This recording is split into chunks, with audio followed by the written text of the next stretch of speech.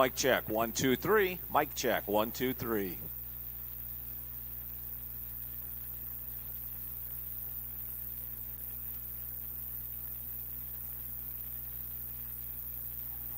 Mic check, 1, 2, 3. Mic check, 1, 2, 3.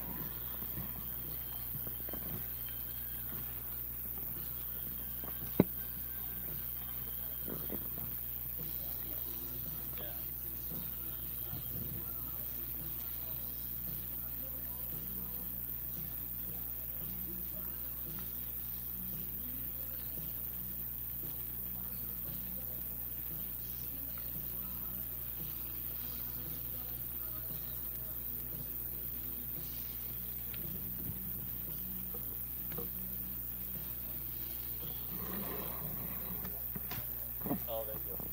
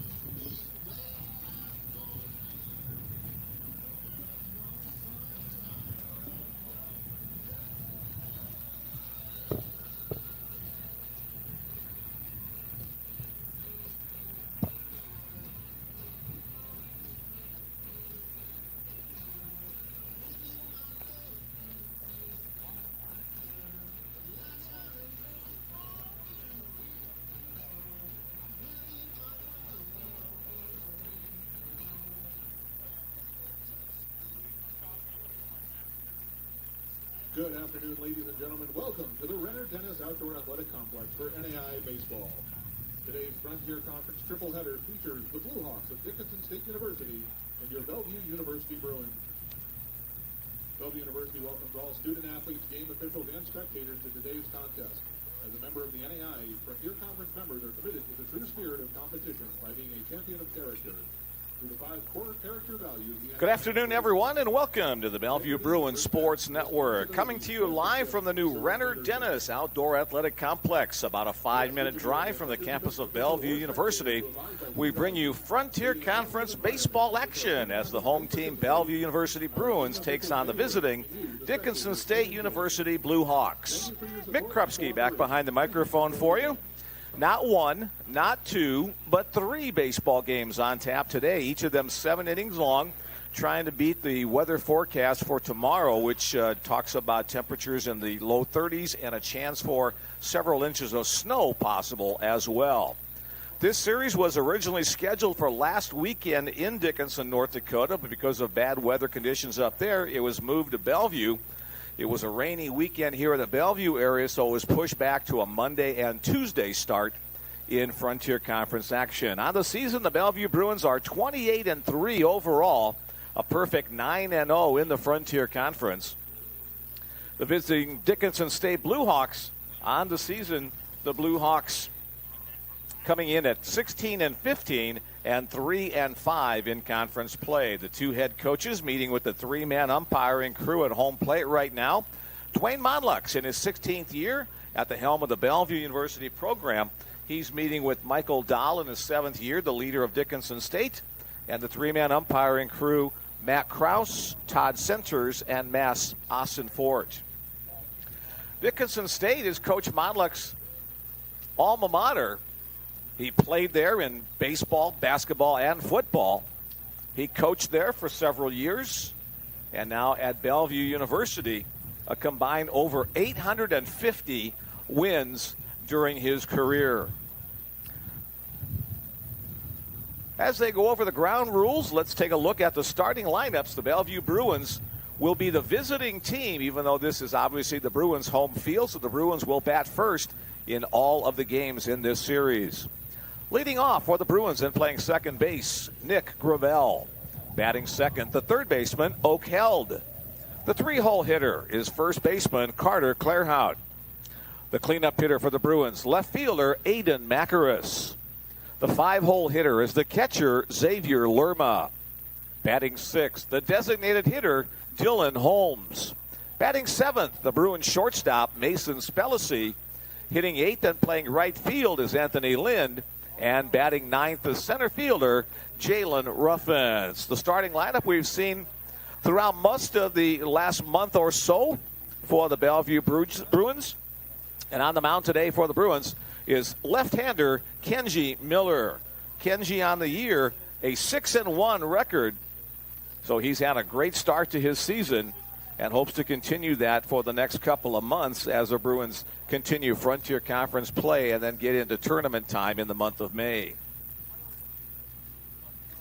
Today's home team, the Dickinson State Blue Hawks. Here's the starting lineup for Michael Dahl's squad from Dickinson, North Dakota. Leading off for the Blue Hawks and playing third base is Ramon Tehran. Batting second and playing second base is Jace Buchanan. The 3-hole hitter is the shortstop, Luis Rodriguez. The cleanup hitter for the Blue Hawks is the catcher, Ty Farwell. Batting fifth, the designated hitter, Wyatt Wilharm. Batting sixth, the first baseman, Moses Dukes. Batting seventh and playing left field is Logan Broughton. Batting eighth, the right fielder, Caden Finders. And batting ninth, the center fielder, Jaden Roberts. On the mound today for the Blue Hawks, southpaw Mason Lunsman. Lunsman with a 6-1 record on the season. So a couple of southpaws in action today, each of them with identical 6 wins and 1 loss records on the year.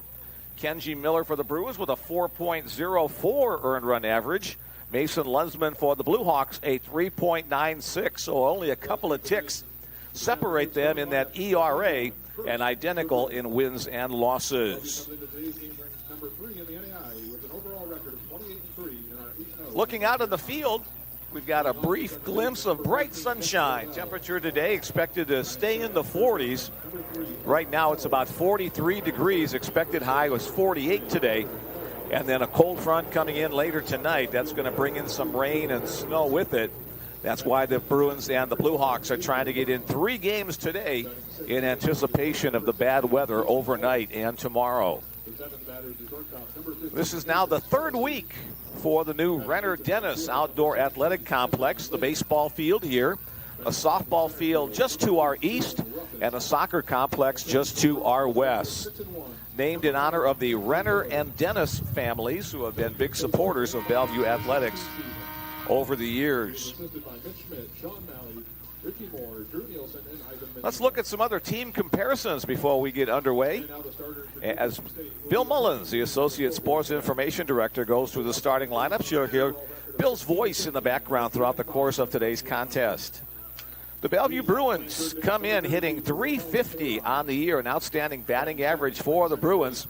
That's currently the 9th best in Bellevue University history if it stays at that mark throughout the year, tied with the 2004 squad. The Bruins do a nice job of getting on base, a .448 on base percentage, and great for extra base hitting. .608 is the slugging percentage. The Bellevue Bruins with 64 home runs on the year and 57 stolen base, so a good blend of power and speed. For Dickinson State, offense is hitting .305 on the season. On base percentage is .413 and slugging is .470. The Blue Hawks have slugged 25 home runs on the year and stolen 78 bases, so about a 3-to-1 percentage there. Bellevue pitchers averaging 4.15 as an earned run average on the season. For the Blue Hawks, their team ERA is 5.32. Time now for our national anthem.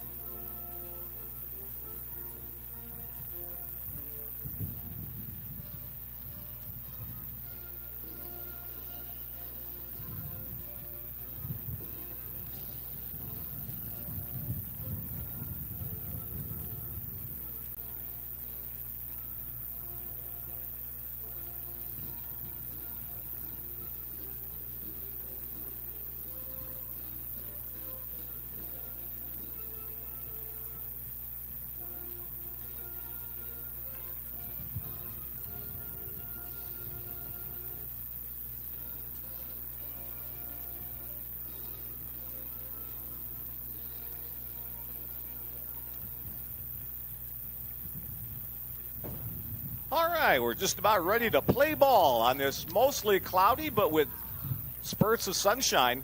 And in fact, that sunshine has already pushed us above the expected high. It's currently 50 degrees in the Bellevue, Omaha area. Temperatures right now are at 50 degrees. Winds out of the north-northeast at about 10 miles per hour. That means they're coming in from left center field. Should not have a real big impact on today's game. Last weekend in the series against Valley City, we saw a couple of games where the wind was howling in at 40 miles an hour. Really put some movement on the baseball.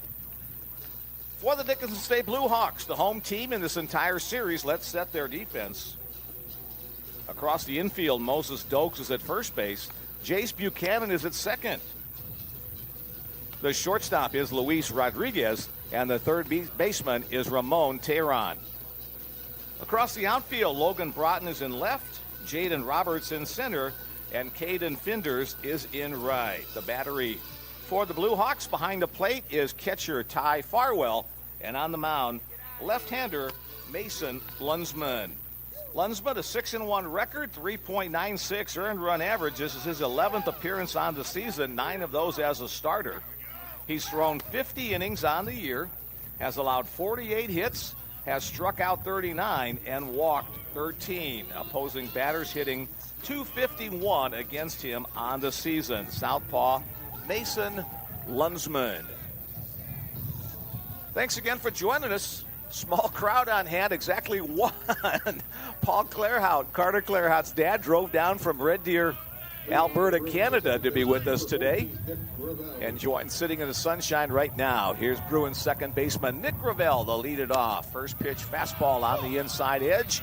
Strike one called. Again, 3 7-inning games today, no 10-run rule. So we got 21 innings of baseball ready to come your way. Next pitch, also a strike called. That one just on the knees. So Gravel in an 0-2 hole. Nick hitting .417 on the year. That's second best amongst the Bruins starters. That breaking ball way outside off the glove of Ty Farwell.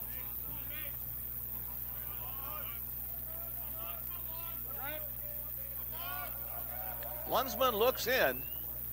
And again, a breaking ball. This one low and away. 2-2 the count on Gravel. Gravel very good at getting on base and even .500 on the season. Every 2 times up he's been on at least once.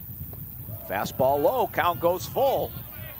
So Gravel still not swinging the bat. He's worked the count full after going 0-2 to start. Bellevue on a 16-game winning streak. Currently the number 3 team in the NAIA Go Route Coaches Top 25 poll. That one's flared out to left center field. Couple of outfielders giving chase, and it'll be the left fielder who comes over. That's Logan Broughton covering some territory for the first out of the game. A little bit of wind that time off the left-hander's bat, pushing it Broughton's way. He makes the play, and that'll bring to the plate for the Bruins third baseman Oak Held. Oak hitting .383. One of 4 Bruin players who have been in all now 32 games on the season. That one clanks off the catcher's glove, ball 1.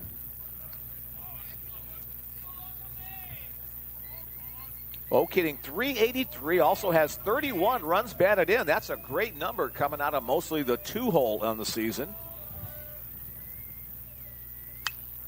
Fouled out of play. A field turf synthetic field here at the new complex. 325 feet down both the right field and left field lines. 372 to the power alleys and 390 to straightaway center field. 1-1 pitch. Breaking ball misses away. 3-man umpiring crew for conference series. Matt Kraus, Todd Centers, and Mass Ossenfort. Swing and a miss. That pitch tailing away from the right-handed batter. 2-2.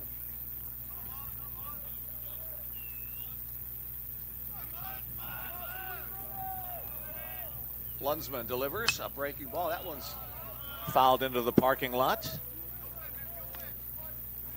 The 3 main fields are complete. Soccer field got completed back late summer, early fall. Both men's and women's soccer played there in September and October.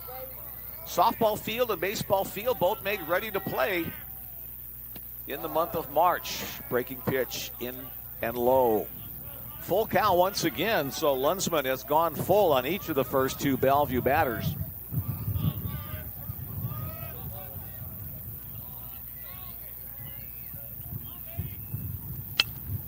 Hit on the ground to short. Handled there by Rodriguez across the diamond in time. 6-3 on the play as Luis Rodriguez gets the assist for the Blue Hawks. 2 up, 2 down for the Bruins.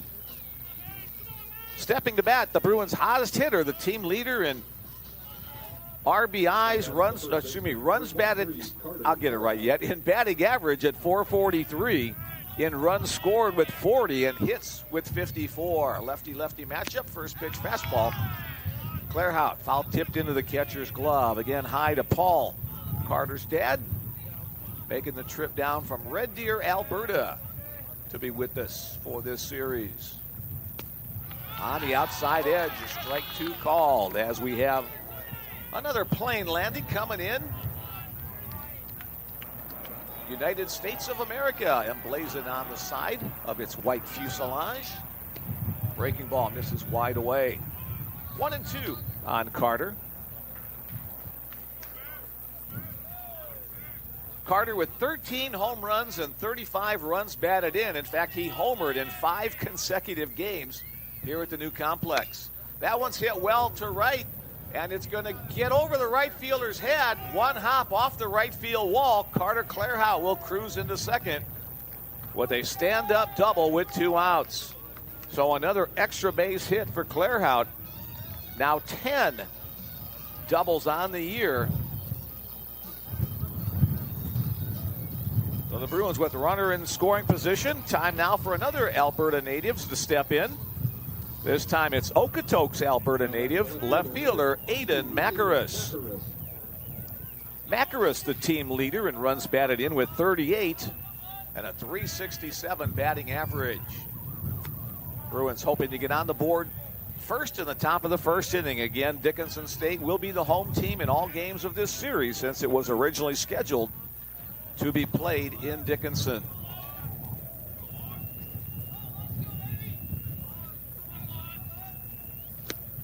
Swing and a miss. Again, a pitch that tailed away from the right-handed batter. A little change-up. Dropping down and away from Macaris.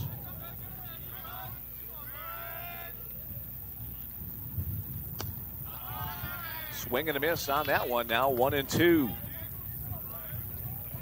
Aiden wants to make contact here, put the ball in play, give the Bruins a chance. Macaris with a .755 slugging percentage on the year. Foul back to the net.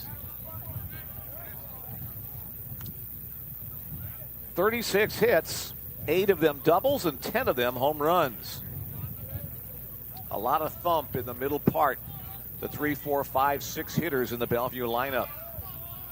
Again, Lunsman comes set, looks the runner back to second. Breaking ball misses low. 2-2.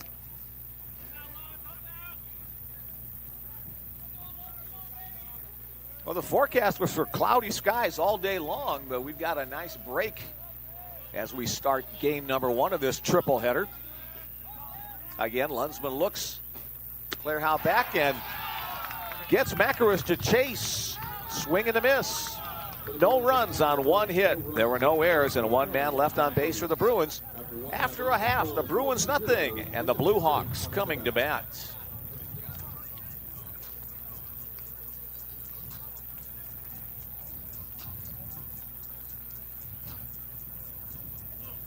Less than an hour ago, the Frontier Conference announced its weekly Players and Pitchers of the Week.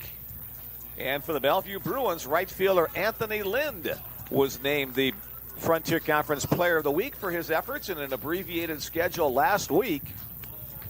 Pitcher Kellen Johns from Dakota State was named the honoree. On the mound, Kenji Miller takes the mound for the Bruins. Let's set the Bruin defense as well across the infield. Carter Clairhout is at first base. Nick Gravel is at second. Mason Spellacy is the shortstop. The third baseman is Oak Held. Aiden Macaris, the left fielder. Jalen Ruffin, the center fielder. And Anthony Lind, the right fielder. Xavier Lerma, the catcher for the Bruins. His battery mate, Kenji Miller.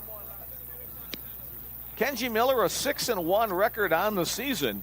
A 4.04 earned run average. He was a North Star Athletic Association first teamer last year.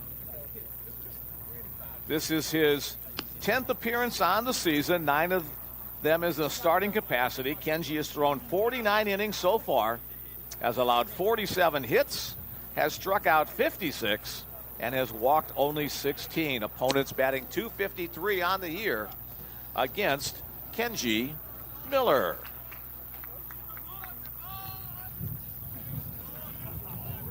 Ramon Tehran will start things off for the Blue Hawks. Third baseman steps in. The third baseman, number 32, Ramon Tehran.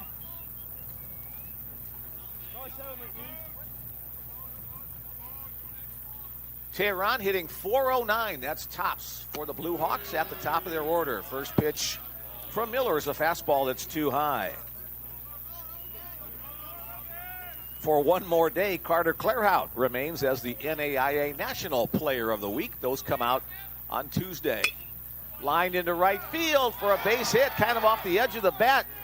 Down the right field line, Anthony Lynn gets over there quickly to hold Tehran to a single. So the leadoff man is on for the Blue Hawks. Tehran, a good leadoff guy as well. He too with an on-base percentage right at the .500 mark coming into today's action. Second baseman Jace Buchanan is the two-hole hitter, .315 on the season. Tehran gets his lead at first. Bunt showed, but it's going to go foul up the first base line. The curveball coming in on the hands of Buchanan.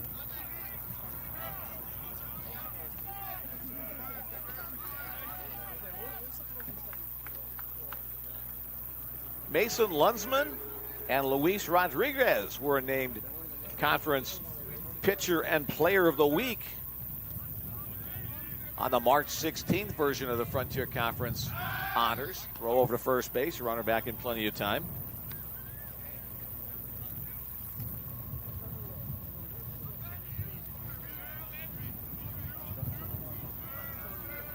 Anthony Lynn, second time he's been named player of the week in this his final season. Breaking ball, that one's lined over the glove of Gravel out into right field. Lind again gets to it quickly to prevent anything more than a 90-foot advance. So the first two men are on base for the Blue Hawks. A good start for the navy blue-clad team from Dickinson, North Dakota. The Bruins in their gray uniforms today with purple trim. Here's the shortstop, Luis Rodriguez. Rodriguez hitting .271. Let's see if the Blue Hawks will be bunting early on or letting Rodriguez swing away. He does square to bunt, puts it down at the first base side. Miller off the mound, spins and tosses over to Clairhout at first. So a successful sacrifice for Gonzalez, 1-3 on the play. Tehran now at third and Buchanan at second for the cleanup man, catcher Ty Farwell.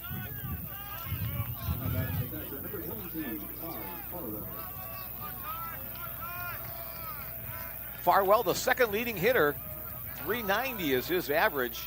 He's the leader in runs batted in with 31, an RBI situation here. Breaking ball stays in tight. Bruin infield playing pretty much at regular depth. Early in the game, the Bruins will trade a run for an out, so let's see if Kenji can try to work a strikeout here on this lefty-lefty matchup. Kenji averaging over a strikeout per inning this year. There's a breaking ball into the heart of the zone, 1-1 to count.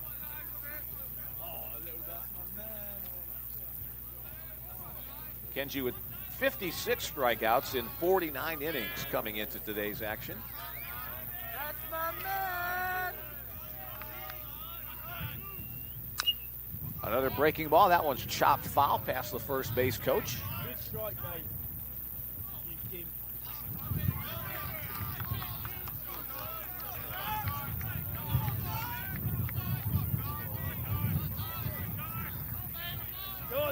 Strikeout would be big here for Kenji and the Bruins.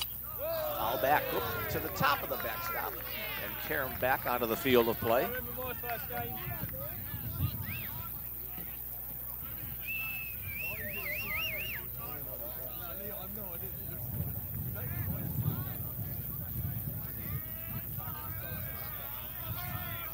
Miller comes set at about shoulder height and delivers. Trying to hit the outside corner, and he does. He paints the black. The strikeout looking on Farwell. He didn't like the call, but he'll head back to the dugouts now with 2 outs. And the Bruins can get out of this inning. Designated hitter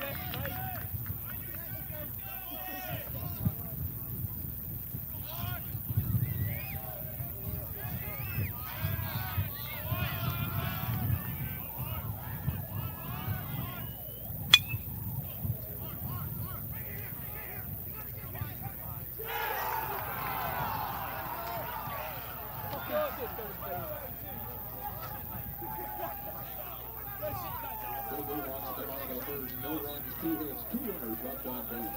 After limiting the score, Bellevue 0, Dickinson State 0.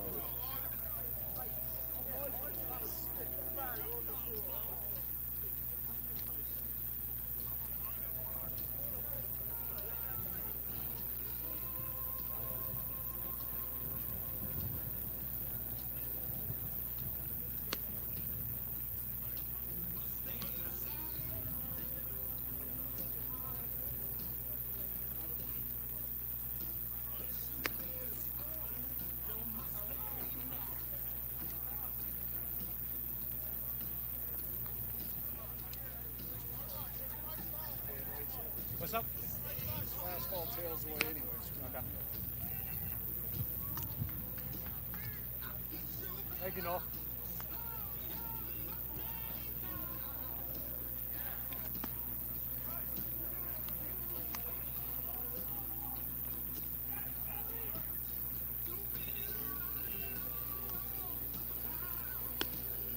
Okay, Justin, here's something cool.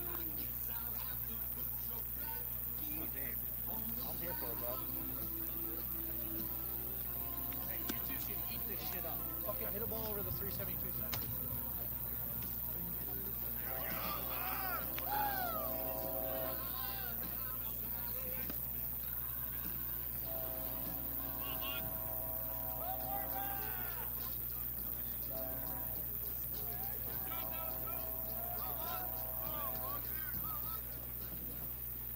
Leading off for the Bruins is the catcher, number 12, Xavier Lerma.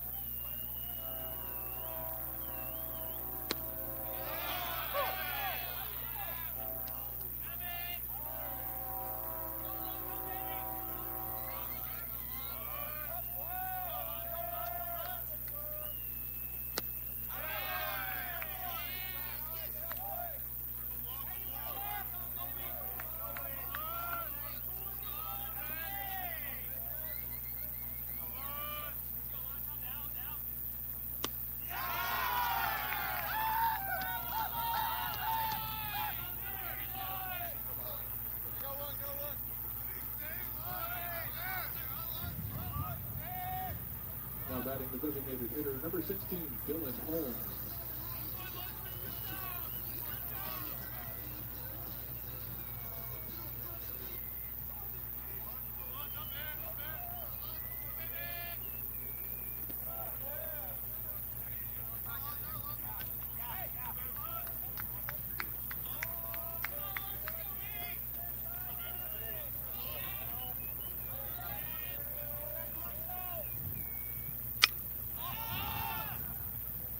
No.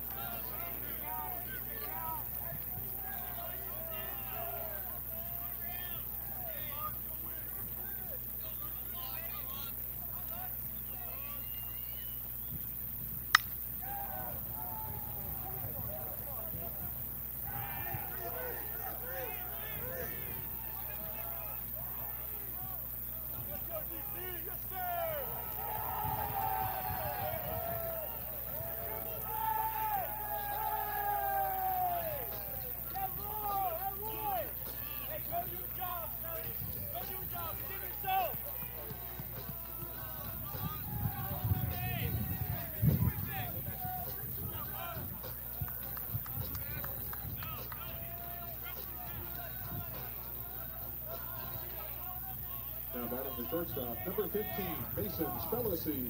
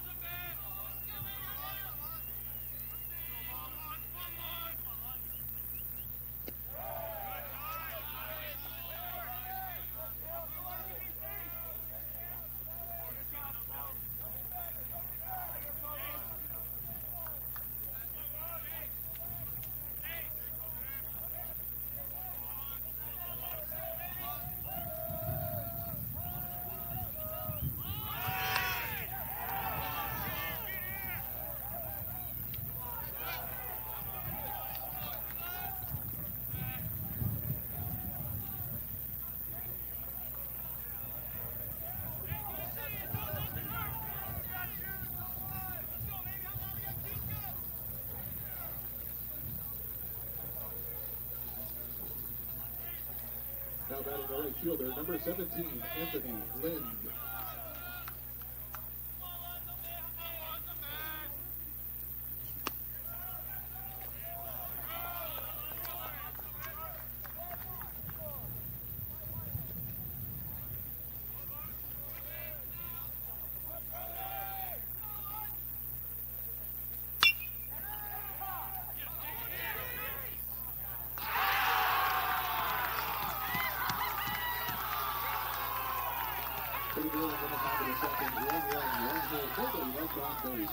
After 1.5, the score is now Bellevue 1, Dickinson State 0.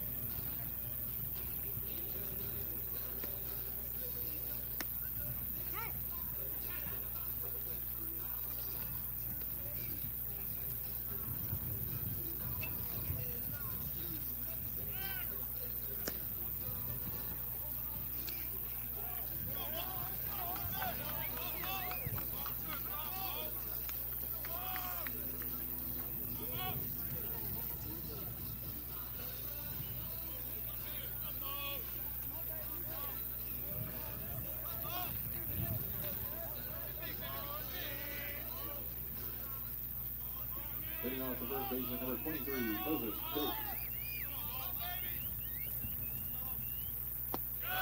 Breaking ball down low.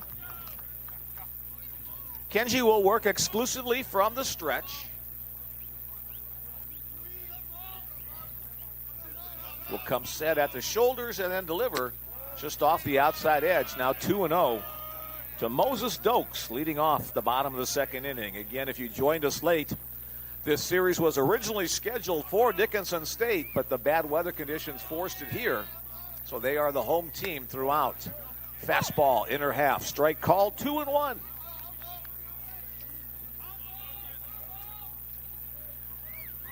Bruins 28-3 on a 16-game winning streak. Swing and a miss off the changeup. Going down and away from the right-handed batter.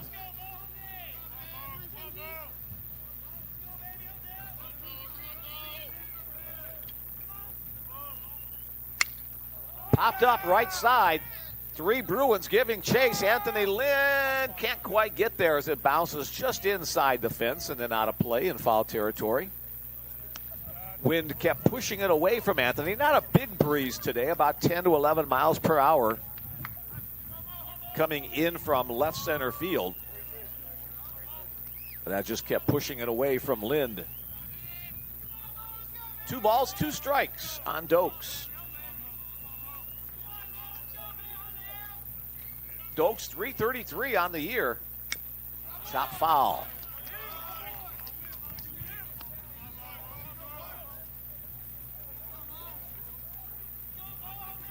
Dokes second best on the team in runs batted in with 28 behind Farwell's 31. Swing and a miss, another changeup.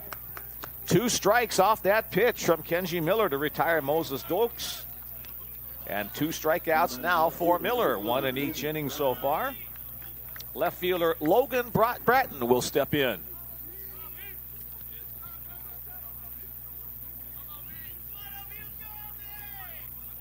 Bratton has been in limited action this year. First pitch just misses inside. Bratton, this is now just the 10th game that he has played. A 176 batting average. Swing and a miss. 1-1.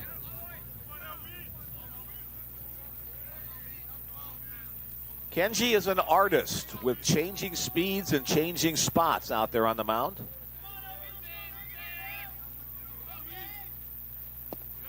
Down low now, 2-1. Hey, I forgot. We'd like to invite you to be part of our broadcast this afternoon, whether you're listening at home or sneaking a listen in at work. Send along a text message. Let us know where you are, who you're rooting for, any words you want me to pass along. Again, the changeup. Again, the swing and a miss. Now 2-2. 4-0-2. 5-1-5. 7-6. 5-4 is my number. We invite both Bellevue fans and Blue Hawk fans. Chopper foul up the third base side. I'll give that number out several times during the afternoon. 4-0-2. 5-1-5. 7-6. 5-4. 2-2 pitch misses in. Count runs full. First full count of the afternoon for Kenji.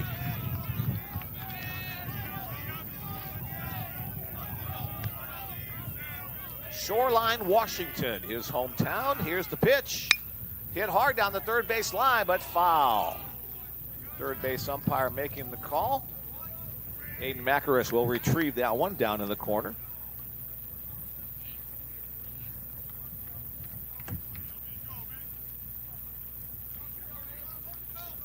We'll be here all afternoon. A triple header on the schedule for today to try to beat the weather.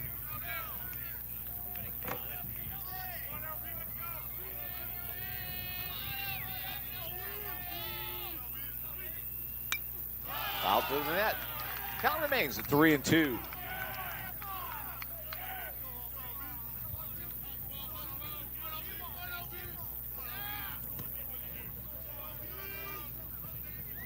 Enjoying a sunshiny day.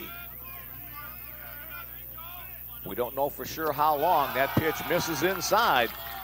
And Logan Bratton will draw the 1-out walk. Here's the 8-hole hitter, right fielder, Caden Finders. Now batting the right fielder, number 35, Caden Finders. Finders hitting .222 on the year.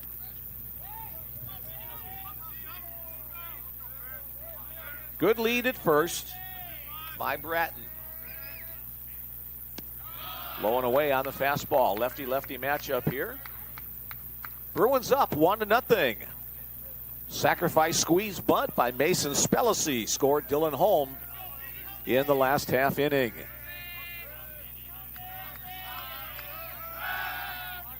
Gentle toss over to first. Has a runner diving back.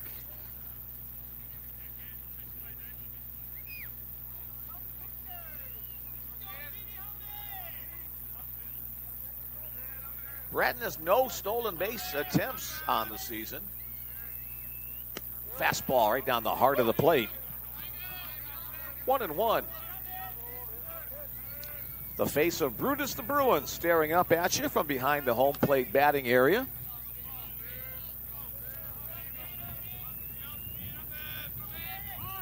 Squares the bunt inside. Now they've got the runner hung up between first and second, but the throw is late.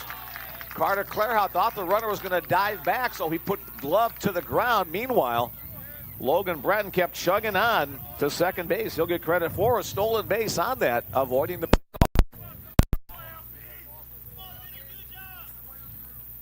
2-1 now the count.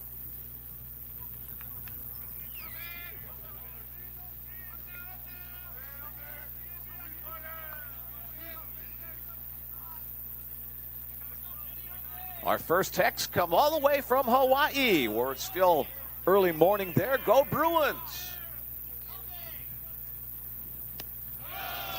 Lays off that pitch down and away. 3-1 now the count on Finders.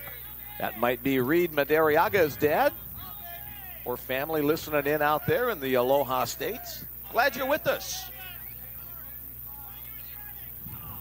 Miller looks the runner back to second. Here's the pitch home. Low and away, so 2 walks in the inning from Kenji. That's pretty unusual. Usually a good controlled pitcher. But again, runners at first and second, as was the case in inning number 1. With 1 out, the batter center fielder, Jaden Roberts. Roberts hitting in the 9-hole today for the Blue Hawks. Roberts 280 on the year.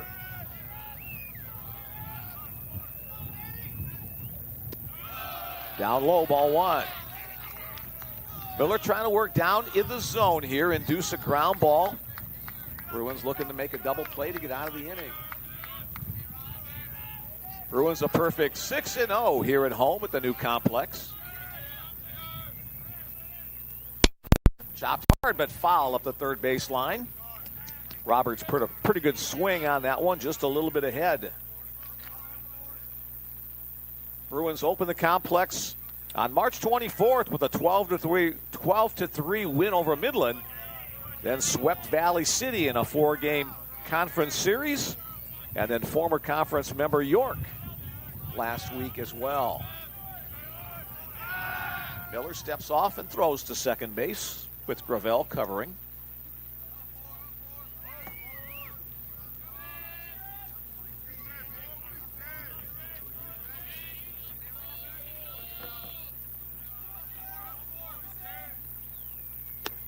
Chases a high fastball, comes up empty, now 1-2.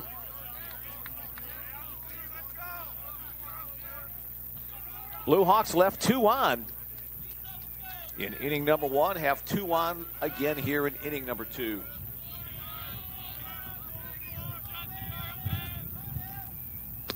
Swing and a miss. Strikeout number 3 on the day for Kenji Miller. That's another big one. As the runners remain at first and second, back to the top of the order for the Blue Hawks. Third baseman, Ramon Tehran.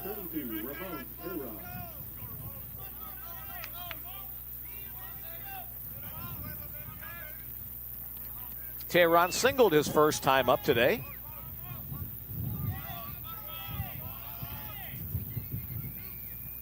First pitch swinging, that one's into the hole. Spellacy throws a dive, can't come up. Aiden Macaris from left field will throw the plate, but it'll be cut off as it will not be in time. A 2-for-2 start for Ramon Tehran. His RBI ties it at 1-1 as Logan Bratton scores from second. Spellacy, who made a great play to end the last inning, just a little short on this one as it was more into the hole.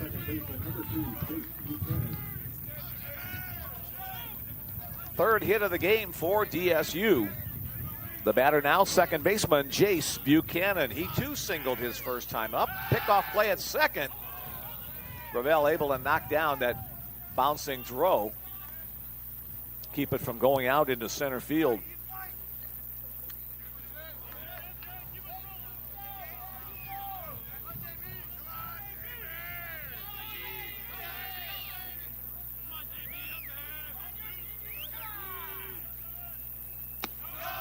upstairs.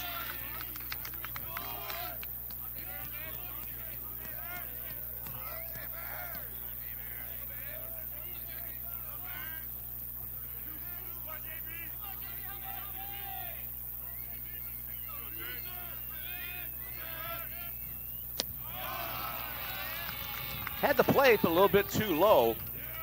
Now 2-0 on the two-hole hitter. Kenji struggling to find the plate a little bit today. His pitch count pretty high for just 2 innings of work so far. 41. That one's hit in the air to right field. Anthony Lind has a beat on it, and he'll look it in and make the catch to retire the side. 1 run on 1 hit. There were no errors. And 2 runners left on base once again. 2 innings in the book. The Bruins won and the Blue Hawks won. Keep it right here for baseball all afternoon long on the Bellevue Bruins Sports Network.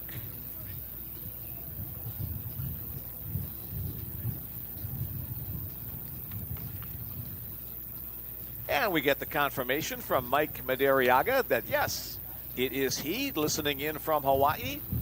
Probably a little bit warmer there than it is here today, right at about 51 degrees right now. So that's not a terrible temperature for baseball. A light wind, that makes it comfortable. And the sunshine is always a good thing. Not sure how long we'll have the sunshine with us this afternoon, but we're playing 3 7-inning contests today because of the anticipated storm coming in overnight and tomorrow.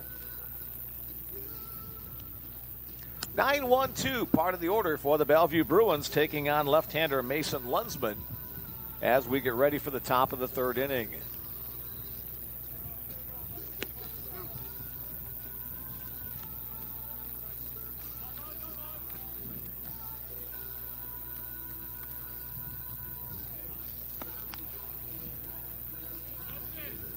Other Bellevue pitchers besides Reed Madariaga, who've been named Pitcher of the Week: Cody Butt back on March 9th. Brody Burnett back on March 2nd.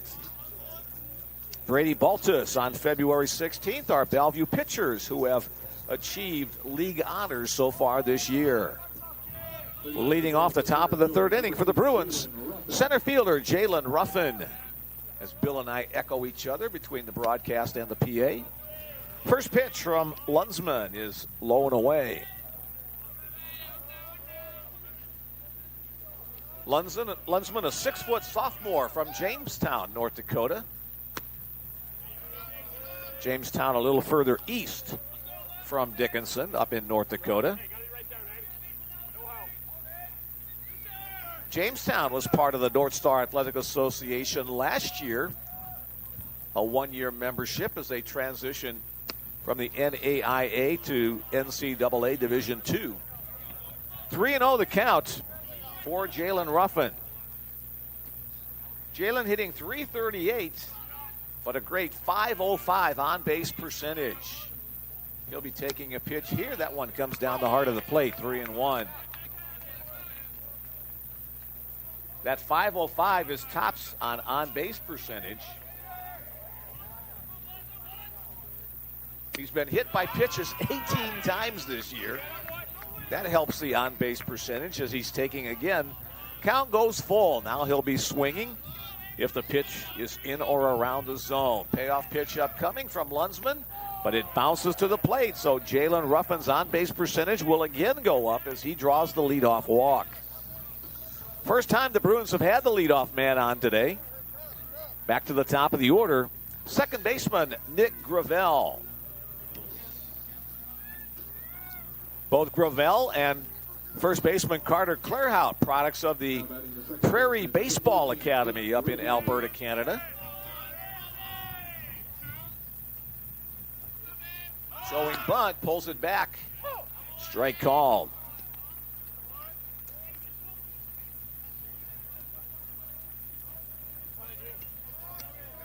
Ruffin a threat to steal. 8 stolen bases. Second best on the team behind Aiden Macaris's 9. Popped up and out of play.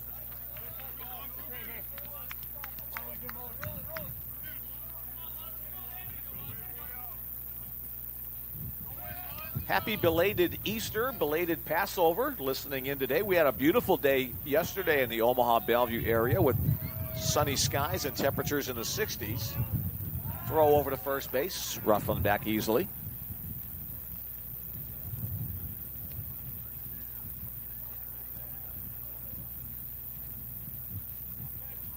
Gravel now trying to protect the plate, down 0-2.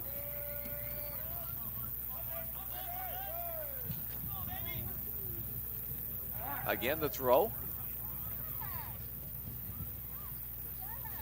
Lunsman pretty close to right on that mark on the throw to first base. You have to step towards the base. That means you have to be at a 45-degree angle or less to the bag from the rubber. Couple of throws over there. Now back to the plate. Gravel pops it up on the infield.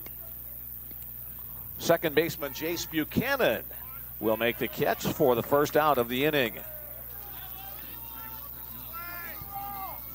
That'll bring to the plate third baseman Oak Held.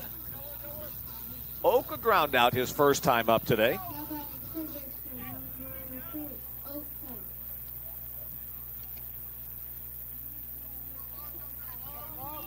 Oak, a junior from Pullman, Washington. First year as a Bellevue Bruin. That one's hit well to center field. Center fielder going back, now settling. And he'll make the catch, a long out off the bat of Oak Held. The play made by center fielder Jaden Roberts. If the wind were blowing the opposite direction, that might have had a chance towards straightaway center field. 390 feet there, but the wind pushed it back a little bit. That'll bring to the plate first baseman Carter Clairhout. Carter a double his first time up. Little chin music on that one, backs him off the plate.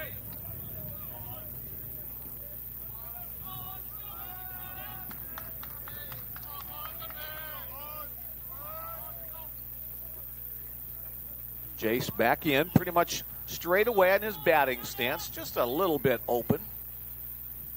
Another lefty-lefty matchup, breaking ball. Called strike one, outer half, 1-1 to count.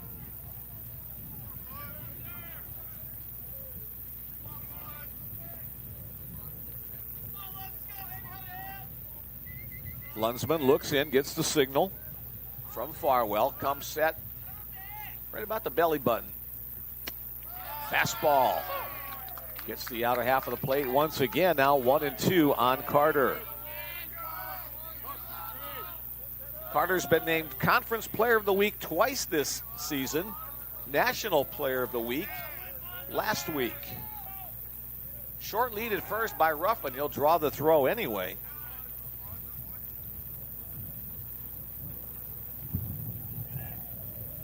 Carter started his college career at Southern Arkansas University. He was a 300-plus hitter there in 2 years of play.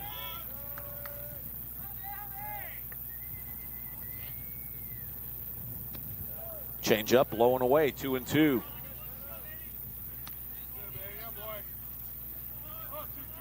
Carter played for the Lethbridge Bulls in the Western Canada Baseball League last summer. I think he played for them for a couple of years, his dad said.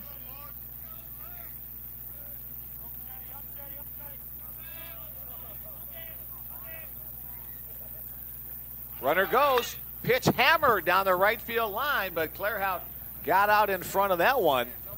It'll be well into foul territory. Ruffin will head back to first, and we'll do a 2-2 count once again.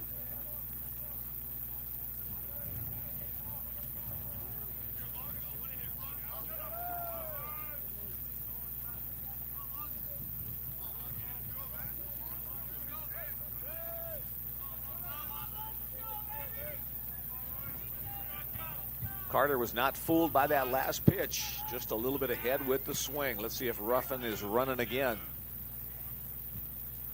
He is not chasing. Curveball off the outside edge. Mason Lunsman wins that matchup. The strikeout retires the side. No runs on no hits. There were no errors and one man left on base. We're tied at 1 after 2.5 innings of play. The Bruins and the Blue Hawks.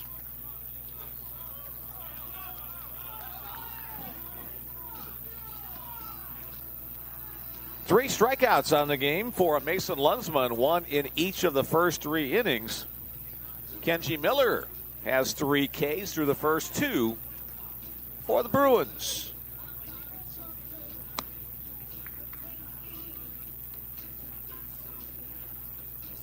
Hello from Carl and Tracy, Kenji's parents, listening in sunny Shoreline, Washington. Watching while, quote unquote, working.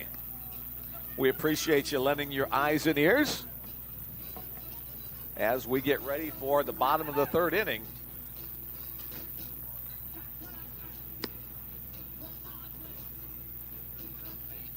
Brady Baltus leads all Bellevue pitchers with 7 wins on the year. Kenji Miller and Braden Anderson with 6 wins apiece. Cody Budd has 4, and Reed Madariaga has 2. Nobody else with more than 1. Brody Burnett with 11 saves on the year for the Bruins. That's tops in all of college baseball at any level. Oops. Bill just informed me now, number 2. Picked up 1 save last week. Here we go with the bottom of the 3rd inning. Here's the shortstop, Luis Rodriguez, a 3-hole hitter. Sacrifice his first time up. Gets the outer part of the plate for a strike 1 called.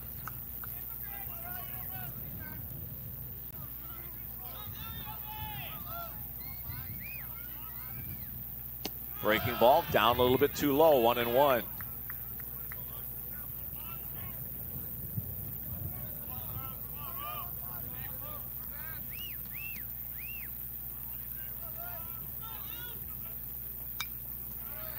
Foul back to the net. Now 1-2. Rodriguez right on that pitch, just under it a little bit.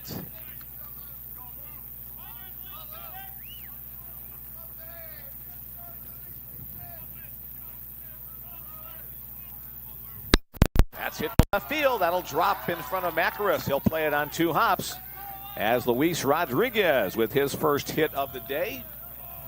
Now 4 hits for the Blue Hawks. That'll bring up the clean hole hitter, the cleanup hitter, catcher Ty Farwell. Sometimes my mouth goes faster than my brain.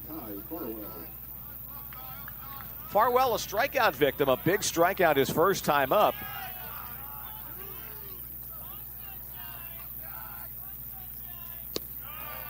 Just below the knees, ball 1 to count.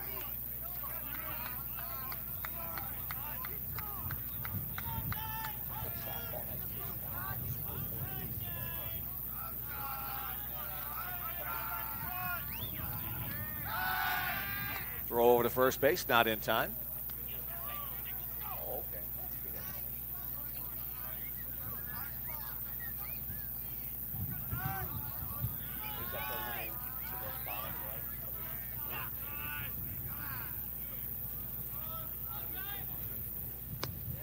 Just off the outside edge.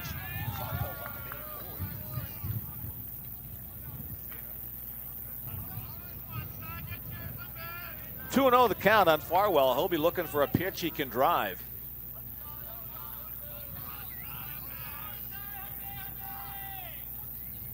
Miller delivers. Breaking ball. Runner on the move. A perfectly executed hit and run, but a great decoy by Spellacy at second. That'll allow the Bruins to make a throw to third.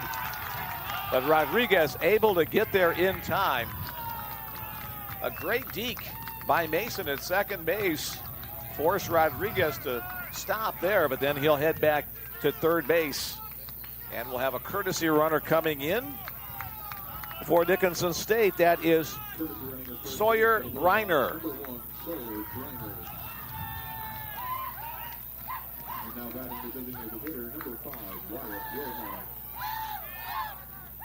Wyatt Wilharm will step in as again 2 runners on for the 3rd consecutive inning. Back-to-back hits by Rodriguez and Farwell. Here's Wilharm. Shows bunt, but fouls it over near the Bellevue dugouts.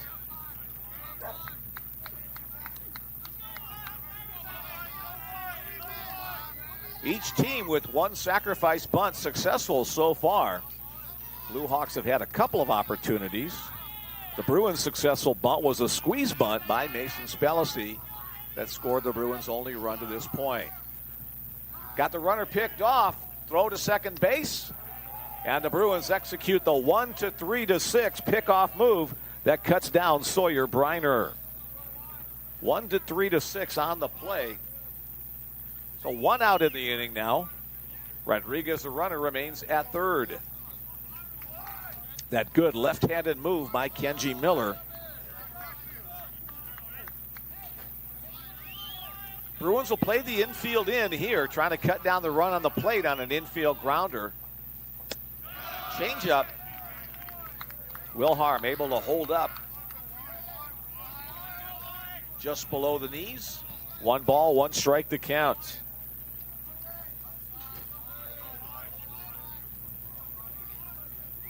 That's Kenji's 4th pickoff of the year. Thank you, Bill. That's fastball missing outside. 2-1.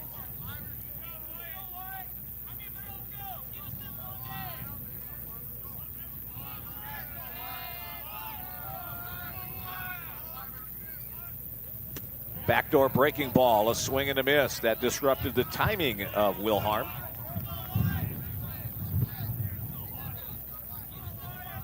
Kenji looks to the wristwatch to get the signal of the pitch relayed from head coach or pitching coach Sean Malley. Foul back. Count remains at 2-2.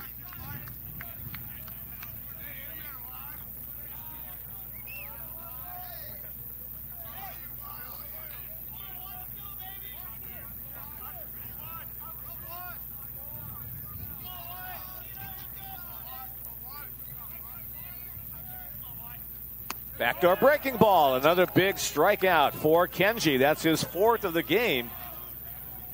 So the runner, Rodriguez, still remains at third. Now with 2 outs, the batter, first baseman, Moses Dokes. A strikeout victim, his first time up today. Number 23, Moses Dokes.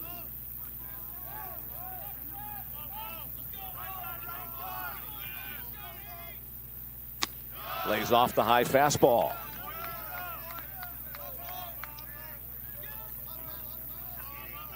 Dokes, a graduate student from Denver, Colorado, the Mile High City.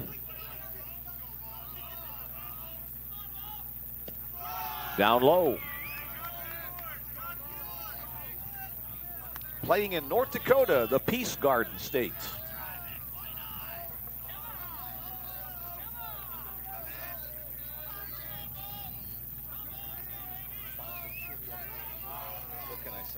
Here's the next pitch. Breaking ball. That one looks good for the called strike. 2 balls, 1 strike. Great pitch behind in the count by Miller.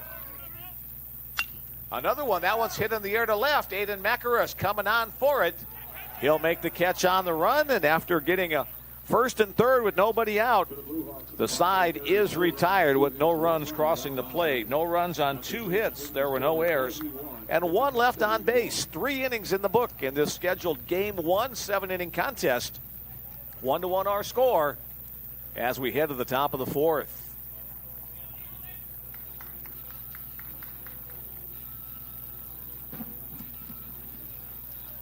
Let's take a quick look at the Frontier Conference baseball standings to this point of the year. There are 6 schools that play baseball in the Frontier, although 12 schools are part of the conference.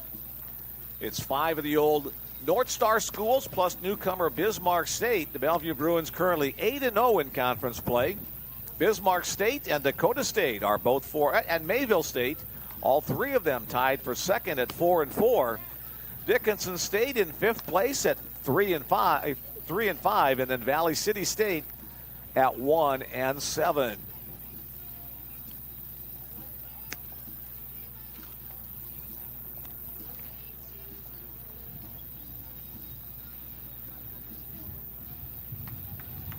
Bellevue beat Dickinson State back on March 21st in Sioux Falls, South Dakota, as part of the Frontier Conference pre-conference season round robin.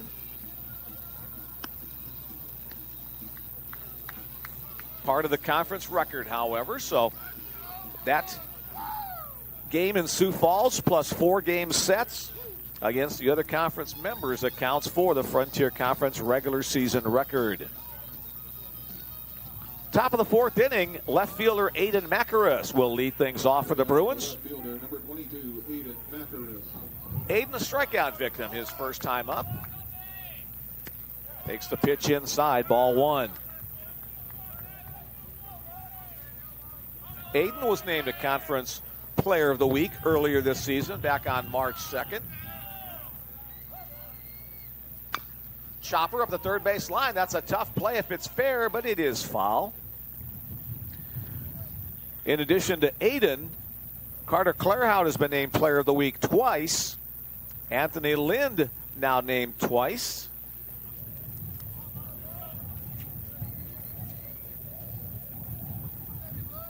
And we already mentioned who the pitchers were, so the Bruins raking in the honors this year in the North Star Athletic Association's new conference, the Frontier Conference. Mason Lunsman looks in, the 1-2 pitch. Little chopper. Lunsman with a nice play coming off the mound. Underhand toss to first, and Macaris is retired. Bruins have only got the leadoff man on once in the first 4 innings today. Here comes catcher Xavier Lerma.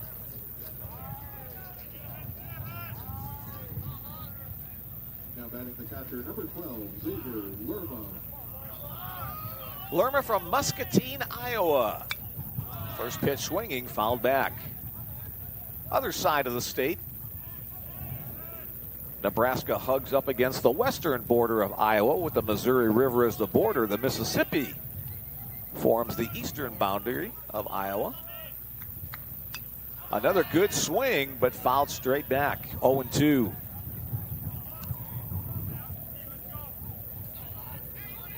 Number 12 on his jersey. Right back in. Open batting stance as he awaits the next pitch from Mason Lunsman. Taken low.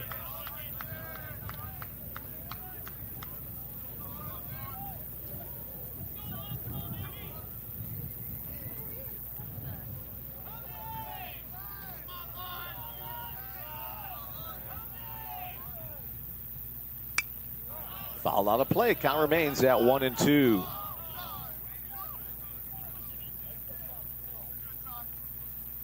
The Bruin lineup, a smorgasbord of players from across the United States and Canada and also Brazil. Lunsman looks in. Pop down the right side, and that will go out of play as well.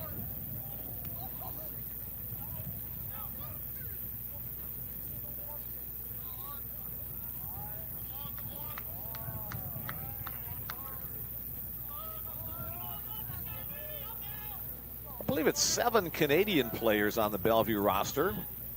Rafael Nakandakari from Brasilia, Brazil. Swing and a miss. So Lerma with 4 or 5 foul balls on the at-bat, but can't make contact with that one. That'll be the second out of the inning for DH Dylan Holmes, who tripled his last time up, the first triple at the new ballpark.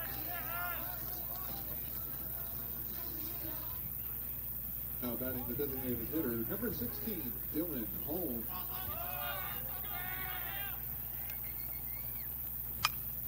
Overhand breaking ball fouled over near the Bruin dugout. That too will get out of play.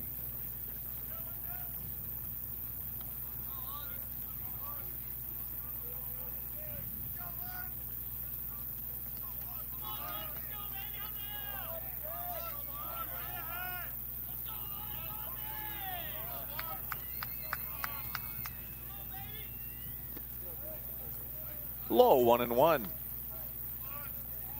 Carter Clairhout got the first hit at the new ballpark, a 2-run home run. Nick Gravel, who had walked earlier in the inning, scored the first run. Brady Baltus picked up the win on the mound. Flared down the right side, again tailing towards foul territory. Right fielder giving chase, a good effort out there by Caden Finders. He'll slide into the fence unable to make the play, but great hustle.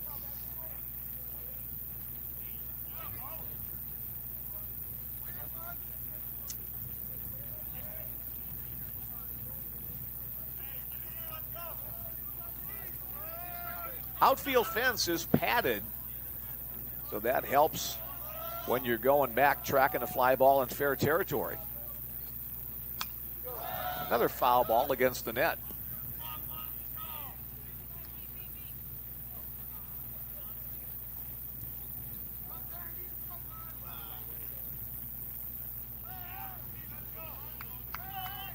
One and two on the Bruins DH. That one's hit well to left field, carrying out near the scoreboard. Left fielder giving chase to the warning track, and he will have just enough room to make the play. Logan Bratton all the way to the warning track, and he'll make the catch to retire Dylan Holmes. So Dylan with a couple of good swings today, but that one, nothing to show for it. A 3-up, 3-down, top of the fourth inning. Our score remains 1-1. The Bellevue Bruins and the Dickinson State Blue Hawks.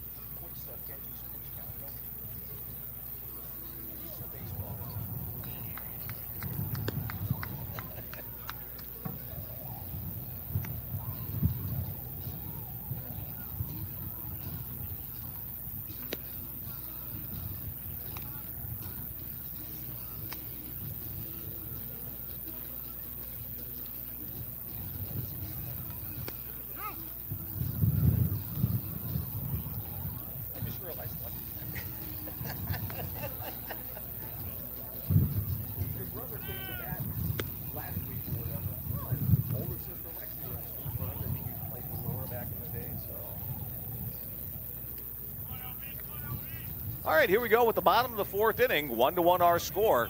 Kenji Miller back to the mound for the Bruins. 59 pitches he has thrown through the first 3 innings. First pitch, a strike called on the knees. On the pitch to left fielder Logan Bratton. Bratton made that nice defensive play that end the last half inning and robbed Dylan Holmes of extra bases once again. 1-1 the count.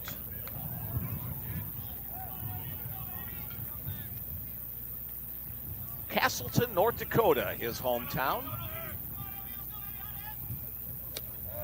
Strike call again on the knees. Perfect location for that pitch. Kenji ahead in the count, 1-2.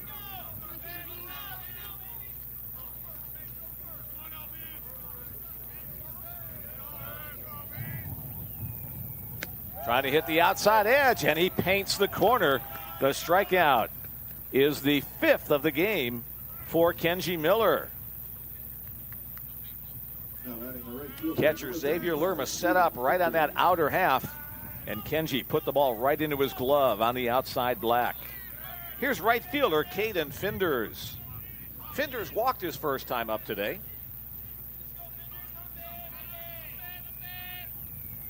Breaking ball, strike call to start Finders. Finders, another North Dakota guy. He's from Williston. We learned a lot about North Dakota geography when the Bruins joined the North Star Athletic Association 10 years ago. Another breaking ball, another strike called.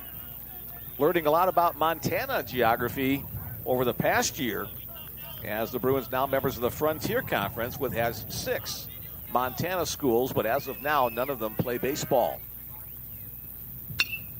Flare to the left field area. Aiden Macris on the run. He will not be able to get there as the ball lands about 3 feet in foul territory.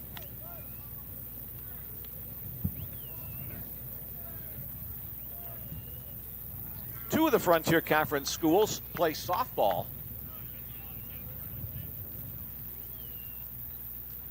So 8 softball members of the Frontier, 6 in baseball. Bismarck State, which had previously been a junior college, a 2-year institution, now a 4-year institution, their first year as a full NAIA member. Lined. Base hit in the center field. Caden Finders went down and got that low pitch and drove it for his first hit of the afternoon. 1 on, 1 out in the bottom of the 4th inning. Here's a 9-hole hitter, center fielder, Jaden Roberts. Now batting the center fielder, number 4, Jaden Roberts. Finders is a threat to run. 8 stolen bases in 9 attempts.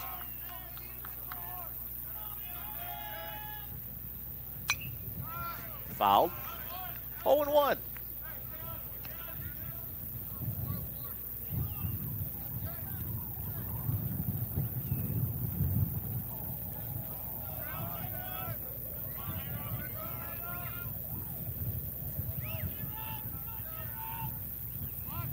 Bunt shown up the third base line, foul.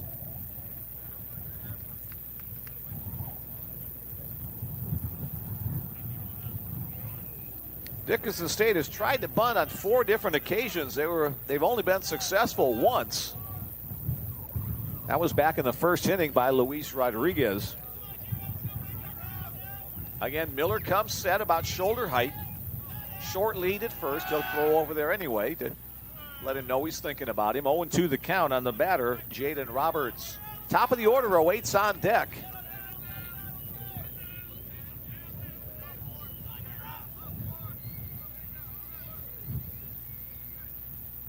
Swing and a miss.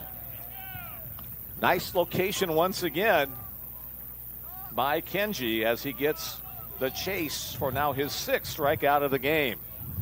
Back to the top of the order, the leading hitter for the Blue Hawks. 2 for 2 today as well. And he's picked up the only RBI, Ramon Tehran.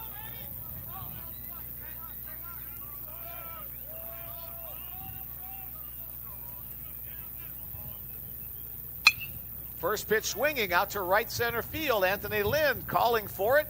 Drifting to his right, he'll make the catch. And for the first time today, the Bruins retire Ramon Tehran. In the inning, no runs on 1 hit, no errors, and 1 left on base. 4 complete, 1-1 our score. Bellevue Bruins and Dickinson State Blue Hawks. Bellevue has not had many runners on base. 1 has scored and 2 have been left through the first 4 innings. For Dickinson State, they've left a ton of guys. 1 run has scored and 6 left on base. The battle of the Southpaws continues into the top of the 5th.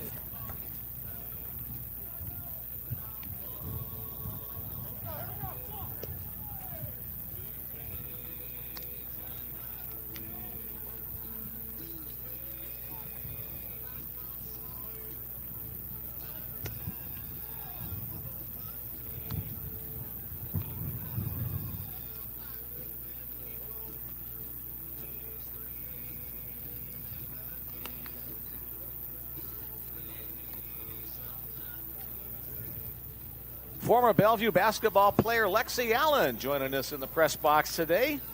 Her younger brother Colin, a member of the baseball squad. Glad to have you with us, Lexi. Joining this crew of knuckleheads up here. Bill and Laura, James, me. Micah's around here somewhere. Okay. Mick Krepsky with the call on today's triple header. Top of the 5th, Bruins will send up the 7, 8, 9 part of the order. Shortstop Mason Spellacy. He's got the only run batted in for the Bruins today so far. 3 innings to go. Shortstop number 15, Mason Spellacy. Mason Lunsman delivers. Hopped up, left side of the infield. Third baseman will call for it. Didn't have to move very much on that one. Right to Ramon Tehran. 1 pitch, 1 out. Here's the Frontier Conference Player of the Week, right fielder Anthony Lind. Now batting the right fielder, number 17, Anthony Lind. Strike on the first pitch from Lunsman. Lind continuing to move up on the charts in games played for the Bellevue Bruins, now in his 5th year. Down low, 1-1.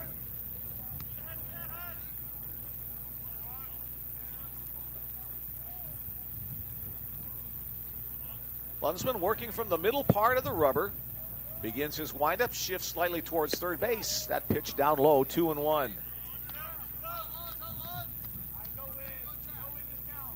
Lynn hitting .289 on this season.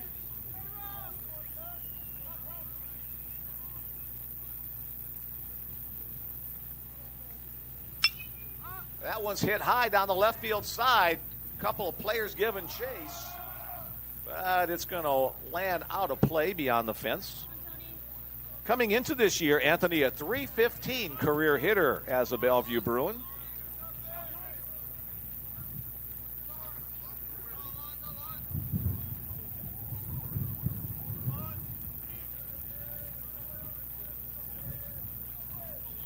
Again, the wind and the pitch. Again, foul out of play left side. Anthony getting the barrel of the bat out ahead.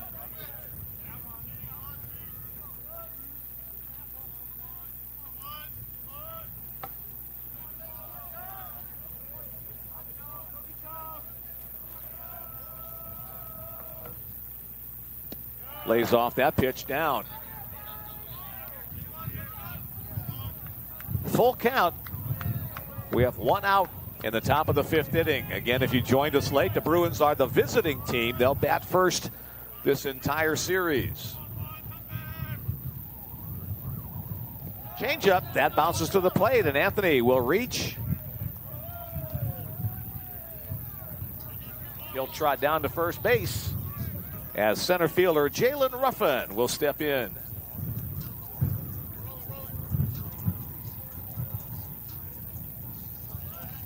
A look down to Dwayne Modlux in the third base coaching box. No signals given, so must be a straight hit away situation. 1 on, 1 out. Lunsman delivers. First pitch fastball over the outer half for a called strike 1.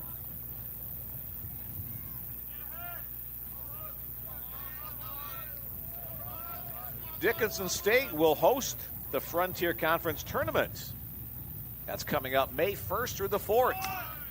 Ruffin trying to bunt his way on for a base hit. It goes foul up the first base side.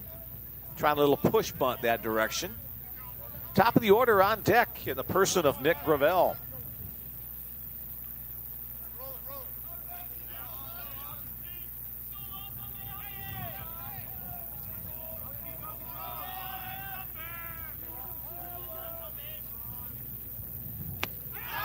Went after the high fastball. Couldn't catch up. And the strikeout is the second out of the inning. Fifth strikeout, 1 in each inning for Mason Lunsman. His strikeout streak continues, and it'll be up to Nick Gravel. 0 for 2.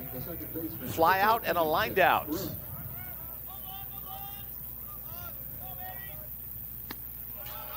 Strike called on the first pitch. Gravel from the Maritime provinces of Canada, Halifax, Nova Scotia.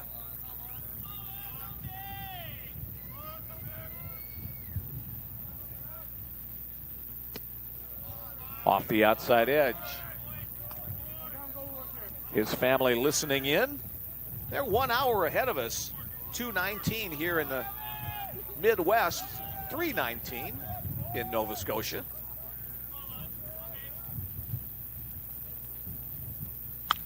Breaking ball hit in the air to center field.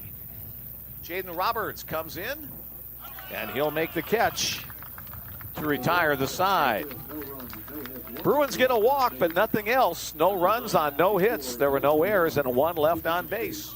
Bruins just have not had a lot of guys on the bags yet today as we head to the bottom of the 5th inning. 1-1, Bellevue Bruins and Dickinson State Blue Hawks.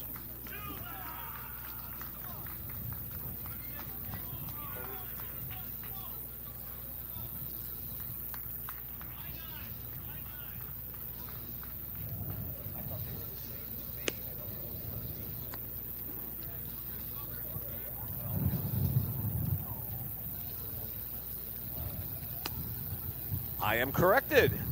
Nova Scotia 2 hours ahead of us, so it's 4:20 in Nova Scotia and Newfoundland and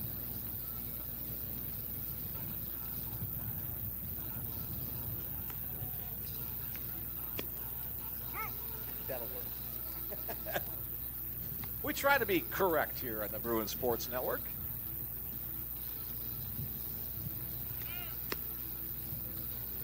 Tip of the cap to James, working behind the scenes, getting his broadcasts online to you. We had a few difficulties in the first week or so, but things seem to be going rather smoothly now.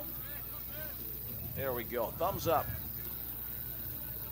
2, 3, 4 are part of the order in the bottom of the fifth inning for Dickinson State. Jace Buchanan will lead things off. 1 for 2, a single and a fly out to right. Kenji Miller back to the mound for the Bruins. First pitch, swing and a miss, strike one. Squirts away from Xavier Lerman, the Bruin catcher. He'll retrieve it. We're back to work.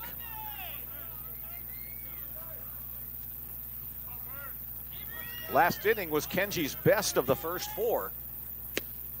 That pitch on the inside edge. 0-2. Did allow a hit, but got a couple of strikeouts.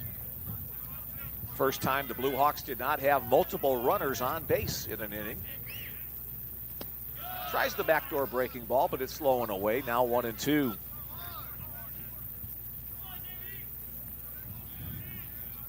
Buchanan from Billings, Montana.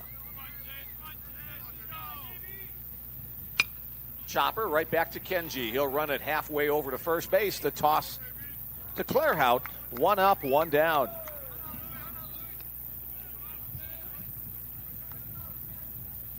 Kenji has retired the leadoff man in each of the last 2 innings now, after allowing the leadoff man to get on in each of the first 3. Here's shortstop Luis Rodriguez.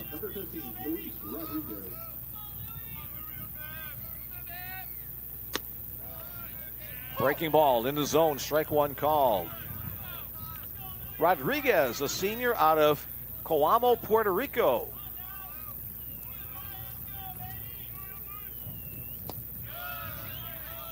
So quite a weather differential between Puerto Rico and Dickinson, North Dakota. The unique color of spikes, kind of a pinkish color.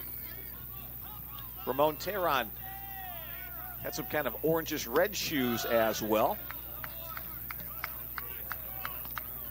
1-1. Excuse me, make it 2-1.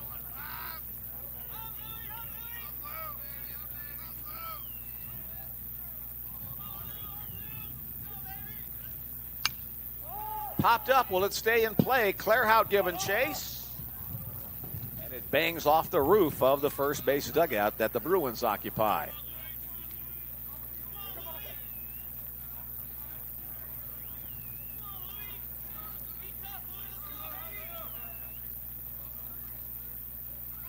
We were supposed to have a doubleheader today beginning at 3 o'clock, but again with the forecast not looking so good for tomorrow, starting time moved up to 1 o'clock, and we're going to try to play a triple header. Swing and a miss. That fastball had good life on it as Rodriguez goes down. He's now 1 for 2 on the day with a single and a sacrifice. Here's a cleanup hitter, the catcher, Ty Farwell. Now batting the catcher, number 22, Ty Farwell. Farwell a strikeout and a single.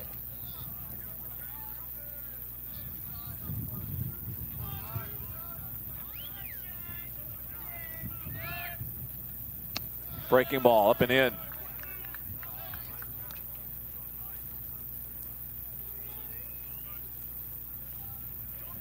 Farwell, a big guy, 6'5", a senior out of Spruce Grove, Alberta. Hit well down the right field line, but it's going to hook well foul.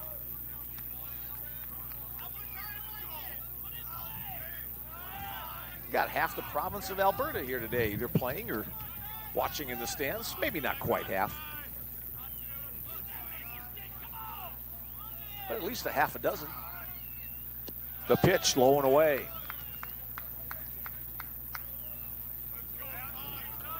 Two and one on Farwell.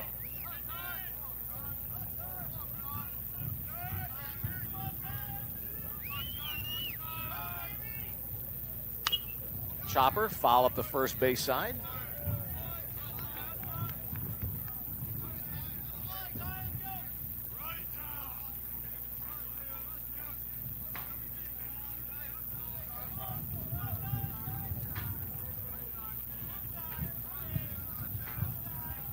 Again, a 2-2 pitch. Breaking ball just off the outside edge. Bruins wanted the call there. Don't get it. Count goes full. 2 out, nobody on. Kenji Miller trying to record the first 1-2-3 inning of the day. Fouled at the plate. Oh, they're going to say it hit him. Off the hand. Dwayne Monlick's wanting to think bat.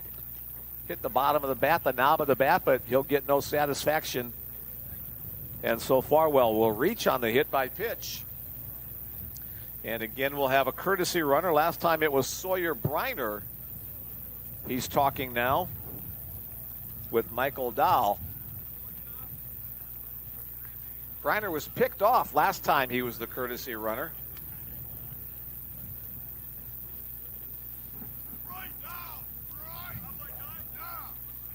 And he'll come out once again. Now the 3 umpires going to have a little get-together.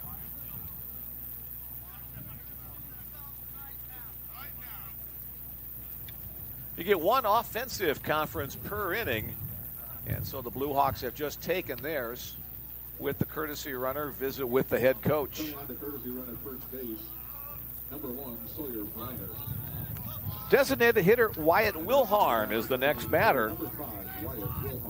0 for 3 thus far.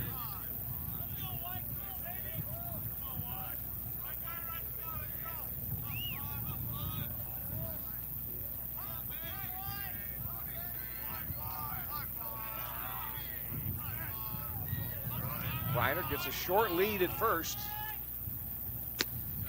Way wide on the first offering from Miller to Wilharm.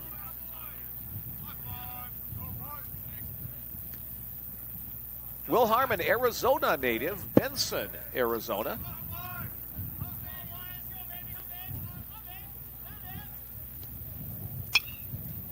Popped up. Will it stay in play?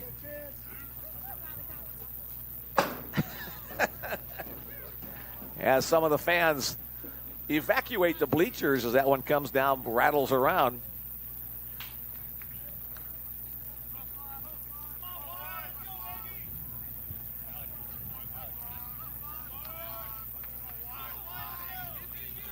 One the count on Wilharm.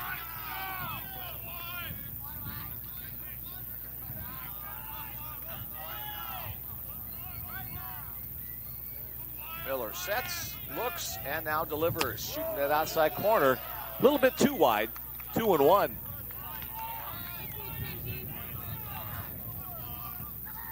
Six hits on the day for Dickinson State. Only 2 for the Bruins.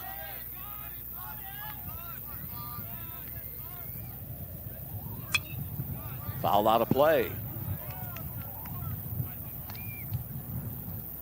Bellevue had a string of 6 consecutive games where they scored in double digits, runs, double digits, hits. Their last game last week against York, a 5-4 thriller. 1-1 today. Pickoff throw to first, not in time. Full count on Wilharm. That means Sawyer Briner, the runner at first, will get a chance to take off with the pitch.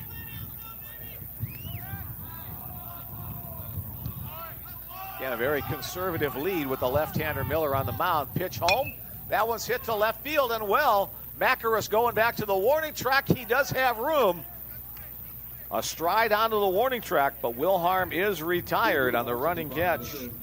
No runs on no hits. There were no errors and one runner left on base. Again, the Blue Hawks have left at least one base runner on in each of the first 5 innings.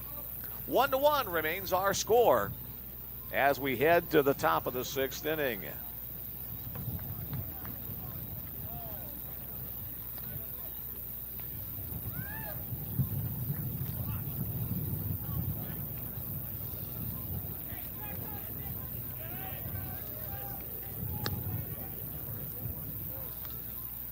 The Bellevue Bruins started their 2026 baseball season down at Oklahoma City, where they played Saturday and Sunday doubleheaders against Oklahoma City University and Concordia University. The Bruins split that 4 games, 2-2.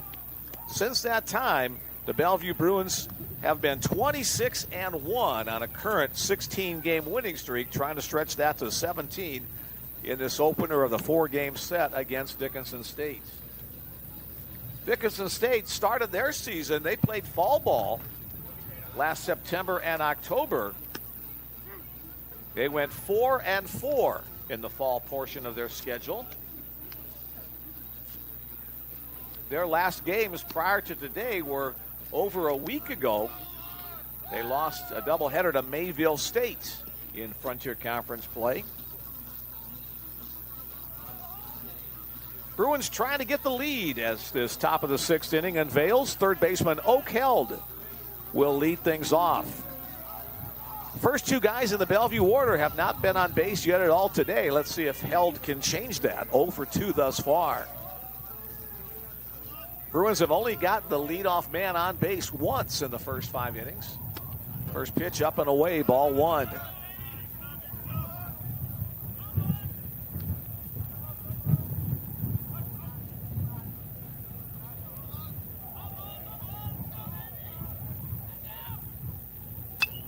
Had a good hack, but fouled out of play. Oak, one of 3 Bellevue players out of the state of Washington. He and Bruins starting pitcher Kenji Miller. Also Cannon Close. Perfectly located on the outside edge, now 1-2. Cannon from Bonnie Lake, Washington.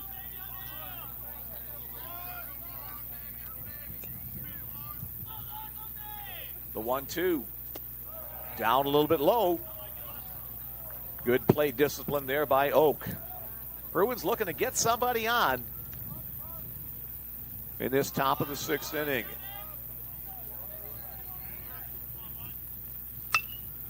Hit hard. Backhand stop there at second base by Jace Buchanan. His throw on time to retire Oak Held. Here comes the power part of the lineup. First baseman Carter Clairhout, 1 for 2 today with a double in the first inning.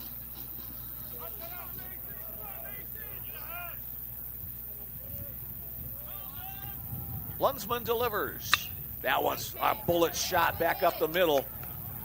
Balls just jump off the bat of Carter Clairhout, whether they stay in the park or not. A bullet to center field, so 1 on with 1 out for left fielder Aiden Macaris, the team leader and runs batted in, 0 for 2 today. Second year as a Bellevue Bruin. Left fielder, number 22, Aiden Macaris.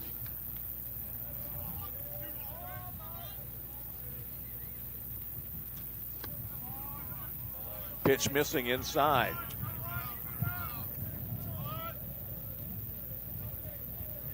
Aiden was the North Star Newcomer of the Year last year as a first year as a Bellevue Bruin. 17 home runs and a .324 average on the year.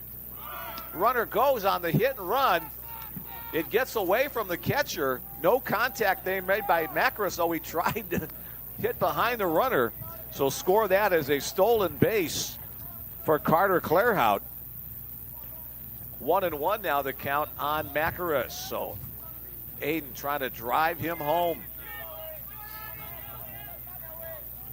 Kind of a big hole to the right center side of the field.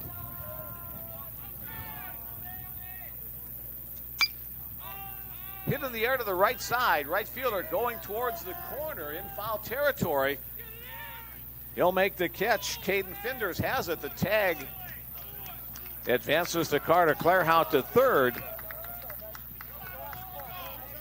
Now 2 outs in the inning, and it'll be up to catcher Xavier Lerma. Lerma, a strikeout victim each of his first 2 times up. He wants to atone for that, obviously, by getting a base hit or something here for the Bruins to score Clairhout.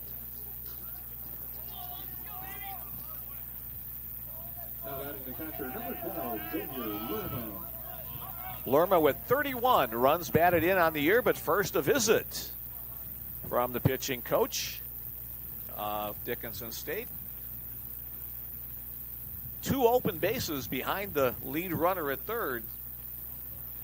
So Lunsman doesn't have to groove anything here. Maybe that's what the visit is all about, to remind him. Hey, let's use this time for our coach's salute. For the Bellevue Bruins, Dwayne Monlux, now in his 16th year, the head coach. Associate head coach Mitch Schmidt in his 20th year. Pitching coach Sean Malley, 19 seasons under his belt. Assistant coach Richie Moore, 16 years. Drew Nielsen in his 2nd year. And Ivan Medina in his 1st. That's the Bellevue staff.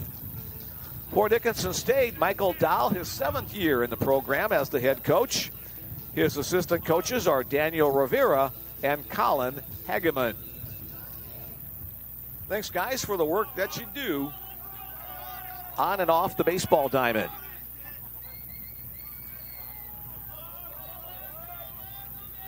Lunsman looks in and delivers.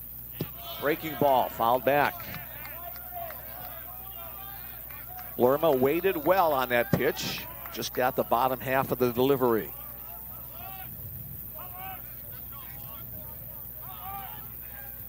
Xavier punches the bat, now steps back in.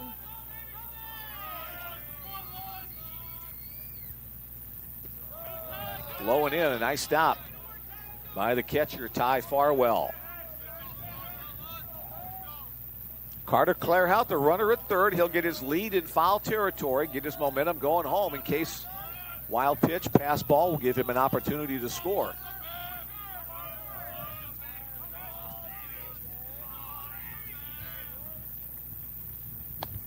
Upstairs, 2-1.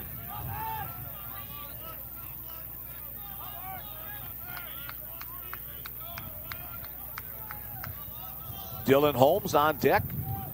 Should Lerma reach?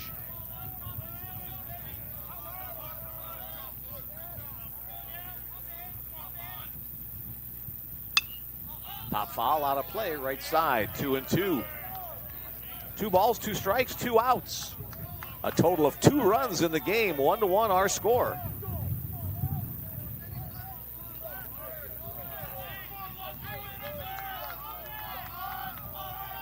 Lunsman comes set just above the belt. And a swing and a miss, foul tipped into the catcher's glove. And Xavier Lerma goes down to retire the side. No runs on 1 hit, no errors, and 1 left on base. Bruins had an opportunity, but can't cash it in. After 5.5, our score remains 1-1 in this series opener between the Bruins and the Blue Hawks.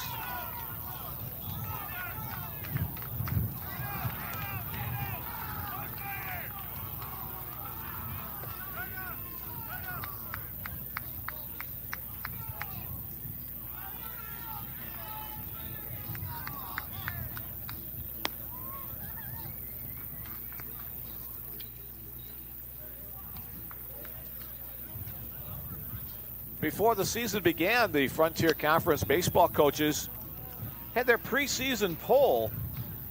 The results of that, the Bellevue Bruins predicted to be the first place team. Dakota State as the second squad. Dickinson State predicted to finish in third place. Then Valley City State, Mayville State, and Bismarck State. The prognostications of the Frontier Conference baseball coaches. So this series very important between the teams projected to be first and third in the conference.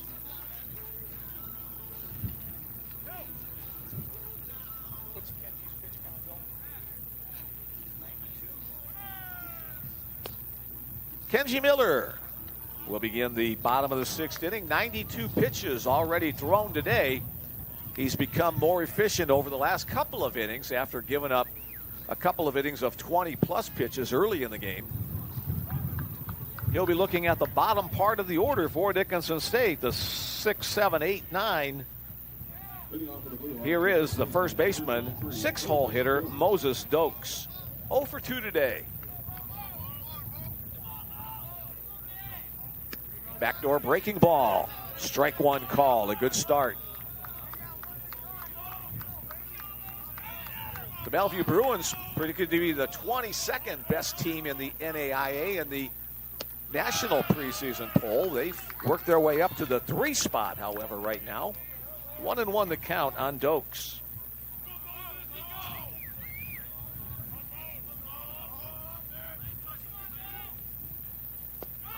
Again, tries that backdoor breaking ball, but it stays outside. 2-1.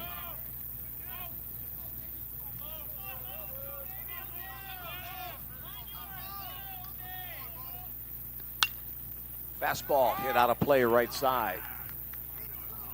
Kenji's fastball in the 80s miles per hour.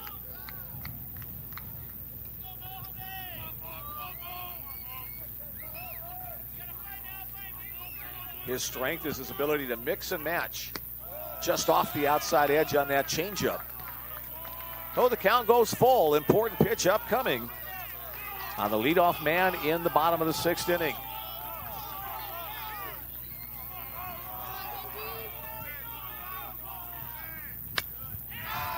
Stays alive, following that one up the right side. Dickinson dugout making some noise, trying to encourage Moses Dokes at the plate.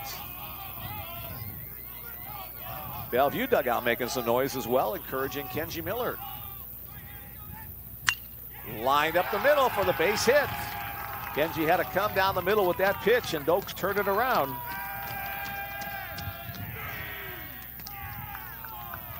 So the leadoff man is on.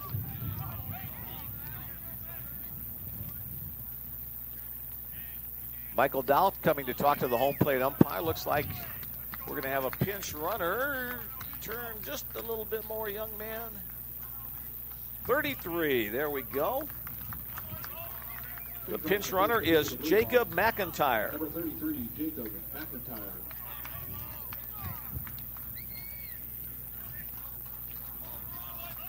And batting the left fielder, number 12, Logan Bratton.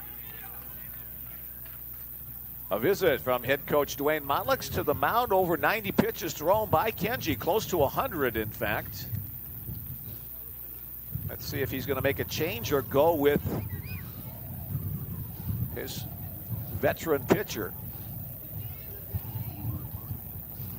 Kenji's been part of the Bellevue program for 4 years now. He took a redshirt year in 2024.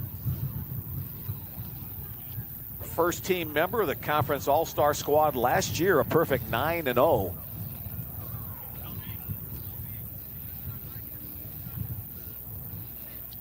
And looks like Coach Motlix is going to go with his starter.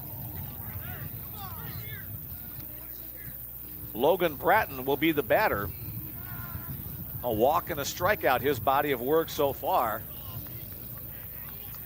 Everybody in the park expecting a sacrifice bunt here. Oak held the Bruin third baseman playing way in out the third baseline.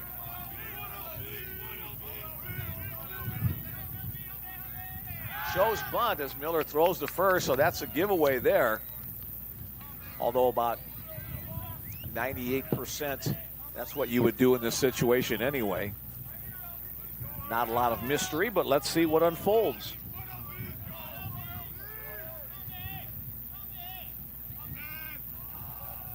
Pitch upstairs. You want to try to pitch up in the zone, try to get a pop-up here if you can, but Bratton smartly lays off that.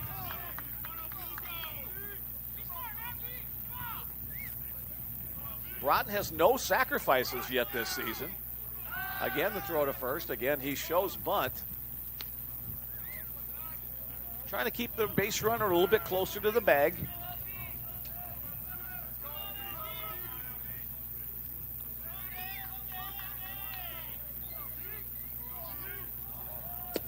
That pitch down low, now 2-0. Action in the Bruin bullpen.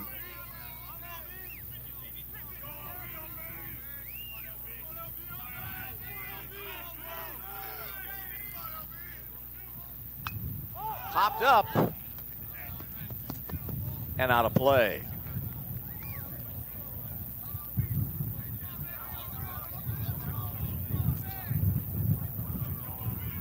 Count goes to 2-1.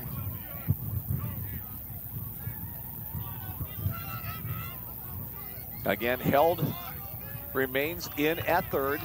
Claire Hout holding the runner at first. Again, starting to show bunt is again a throw over to first base. So expect a sacrifice attempt to be on once again.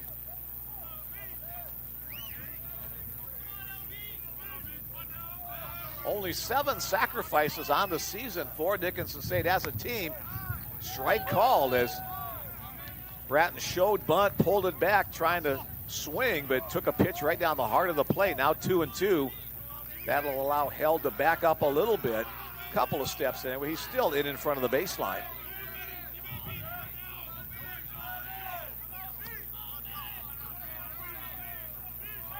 Kenji just steps off the rubber. That's the first disengagement.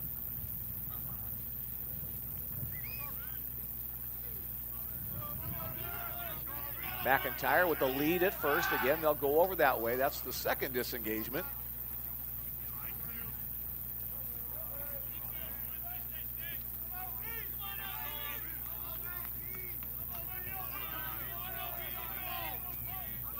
Kenji with a big exhale at the mound. Flared to right side. Anthony Lind adjusting towards the foul line to the right field corner. He'll make the catch and get it in quickly to hold McIntyre at first.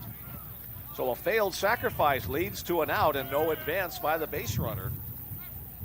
That'll bring up right fielder Caden Finders.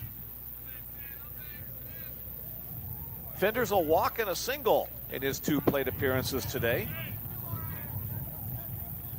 Now batting the right fielder, number 35, Caden Finders. Lefty-lefty matchup. Middle infielders at double play depth. Finders showing bunt. Just clipping the outside corner. Strike 1 called. Finders the 8-hole hitter in the Blue Hawk lineup.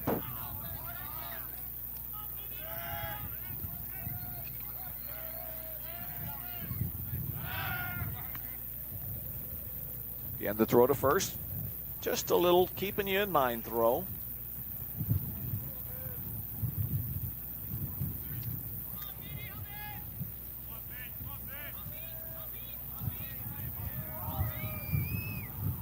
Showing bunt initially, and he'll put it down at the first base line. It's a great bunt.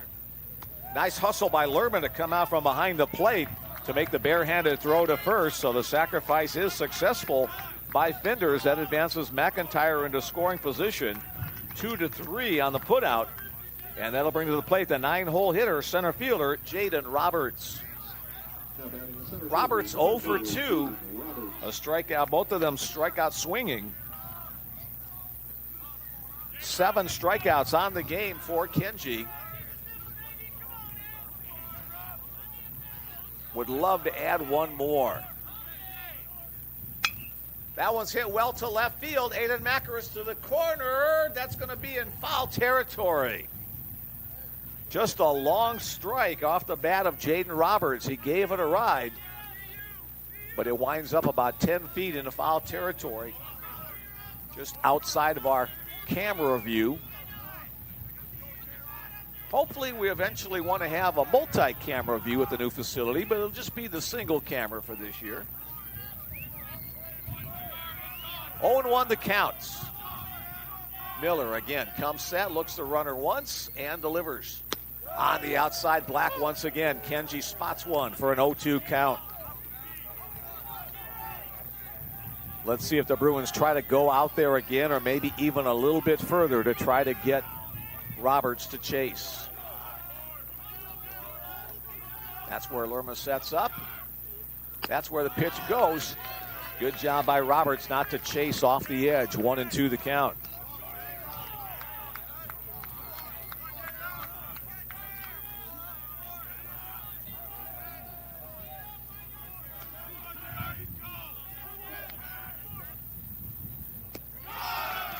Two and two now as that pitch blocked up by Lerma.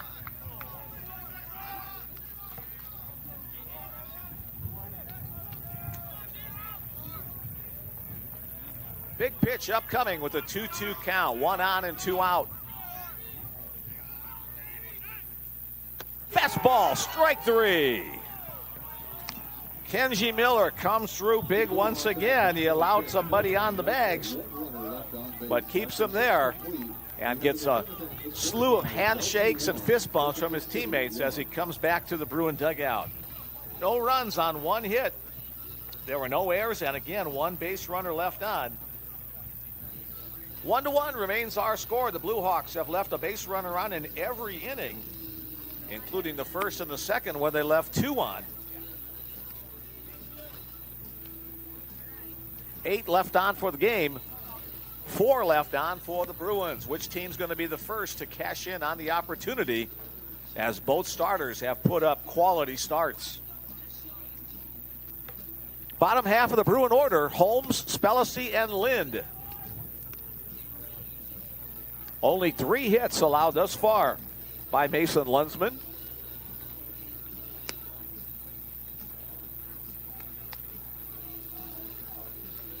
Only 1 walk, and now 6 strikeouts for Lunsman.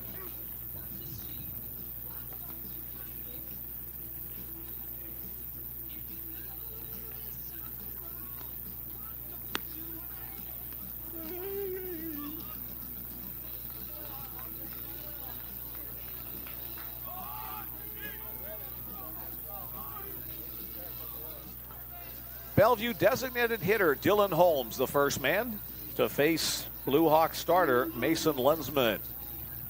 Holmes with a triple his first time up today, down to the outfield fence in center field. Flew out deep to left his second at-bat, so he's made pretty good contact both of his at-bats today. First pitch swinging to the right side. That's carrying to the right field corner near the foul line and on the warning track. The catch made out there by Caden Finders. So Dylan Holmes has given the ball a ride each of his 3 times up, but only 1 hit to show for it. And again, the Bruins just having all kinds of difficulty getting the leadoff guy on. Only once today in 7 times have the Bruins had their leadoff man reach. Here's shortstop Mason Spellacy. Spellacy, the sacrifice bunt on the squeeze play that led to the RBI for the only Bruins run thus far. Popped up on the infield, his second at-bat, his 3rd time facing Mason Lunsman. Here's the 1-0 pitch. On the outside, Black, 1-1. Just hung a stitch on that outside corner. Bruins try to keep their 16-game winning streak alive. Down low, 2-1.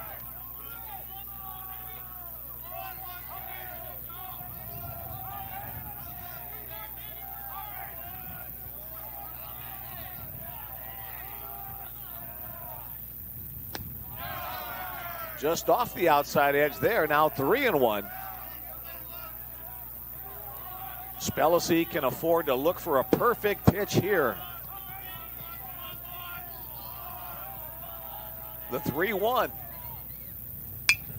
A little flare to the right side. Here comes Finders. He'll get there in time. Back-to-back plays by right fielder Caden Finders.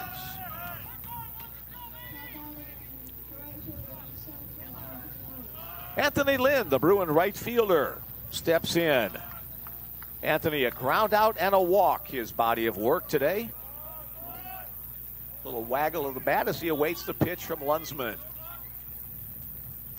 Breaking ball down the heart of the plate, strike 1 called.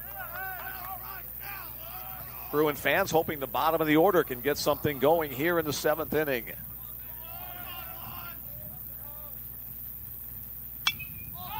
Popped up right side, that will get out of play.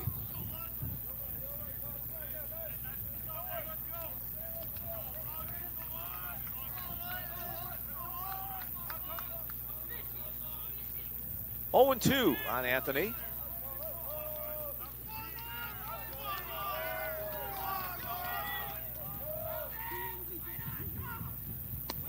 Waste pitch up and away.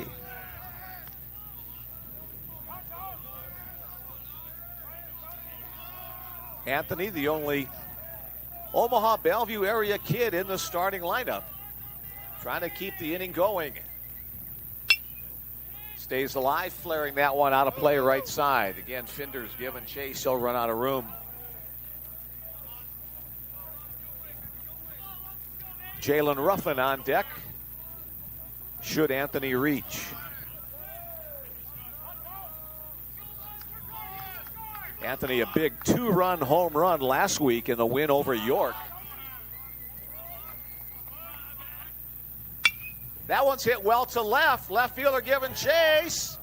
It will one-hop the fence and stay in play. Anthony Lind rounds first. He'll have a stand-up double to keep the inning alive. The Bruins with a runner in scoring position with 2 outs for center fielder Jalen Ruffin.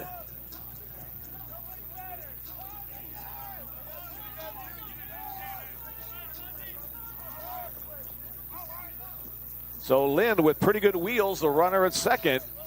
Jalen Ruffin, the batter, good wheels on him as well. Trying to drive something through. A base hit will give the Bruins the lead. Off the outside edge, ball 1.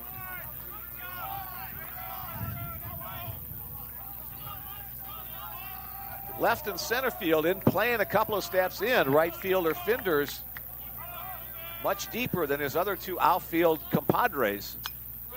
Fouled over the net. 1-1 the count.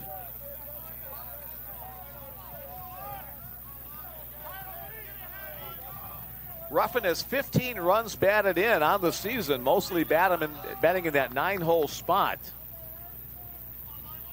338 hitter. That one's going to be at the center. Center fielder giving chase.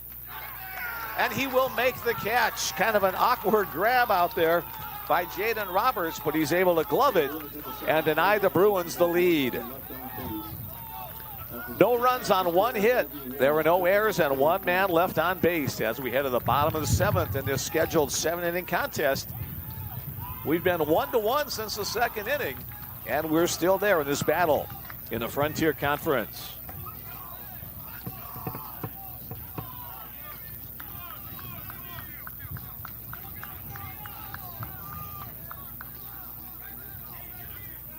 The day is done for starting pitcher Kenji Miller. On in relief for the Bruins, number 32, Cannon Close. Cannon, a 1-win, no-loss record on the season. This is his 11th appearance, all of them in relief. A 3.06 earned run average. Cannon has 1 save on the year. In his 17 2/3 innings of work, he's allowed 19 hits, has struck out 15, and has walked 9. Cannon Close on in relief of starter Kenji Miller.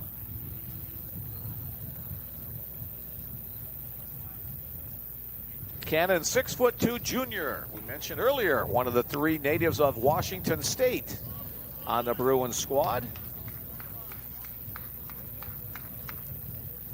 Second year as a Bellevue Bruin.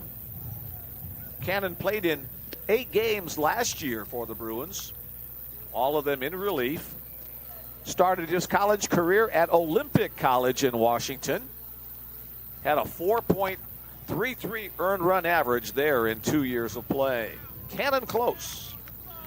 He'll be looking at the top of the order for Dickinson State. Dickinson State has been great about getting the leadoff guy on throughout most of this game. The Bruins have not. Bellevue, only 1 time did they get the leadoff guy in any of the first 7 innings.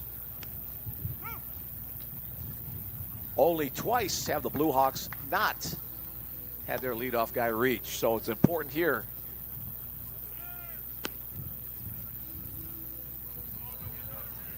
Leading it off will be third baseman Ramon Tehran.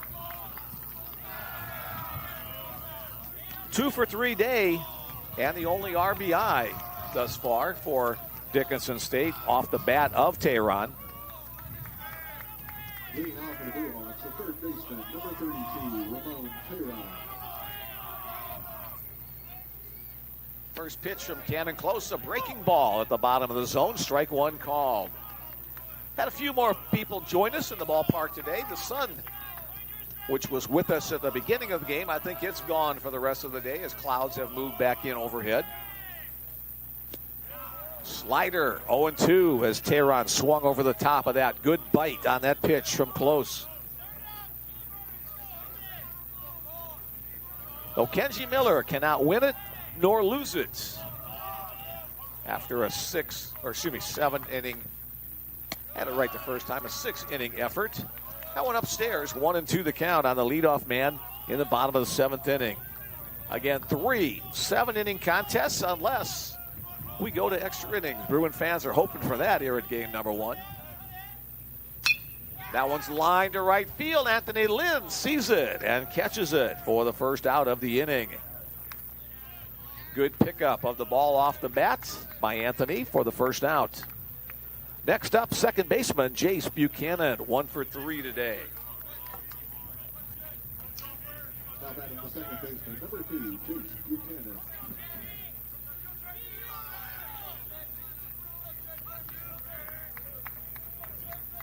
Close, working from the first base side of the rubber, looks in, gets his signal from Xavier Lerma. Fastball fouled out of play, right side. Over near the softball diamond.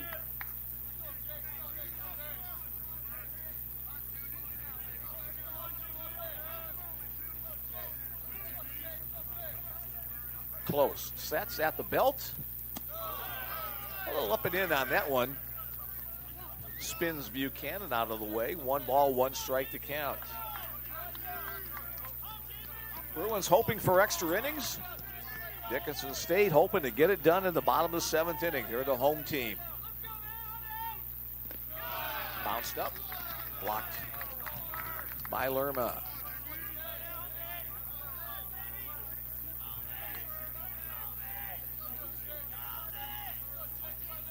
The Gravel family appreciates the Nova Scotia shout out back a couple of innings. And yes, they can confirm 2 hours ahead of us.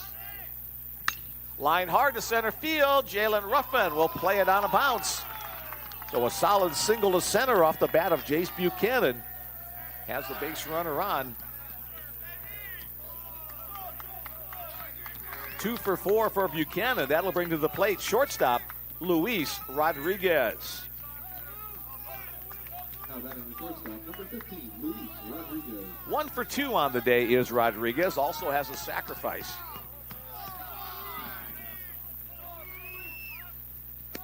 That one gets through. The wild pitch will advance Buchanan into scoring position. The first wild pitch or pass ball of the day for the Bruins. Also 1 against the Blue Hawks. So the runner in scoring position, the Bruin outfielders will move in maybe a step or 2 closer. Anything hit through, it's a do or die play at the plate. Another breaking ball. That one misses. 2-0 the count.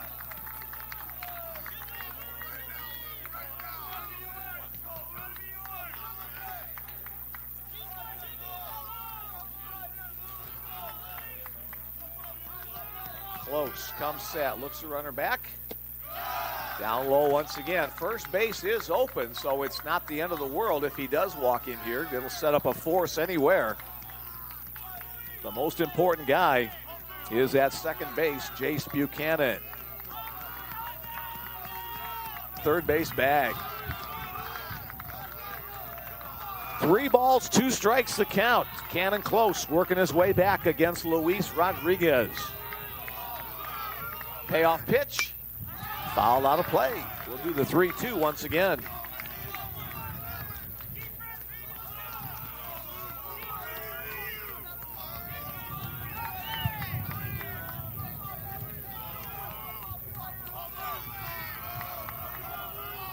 Close delivers.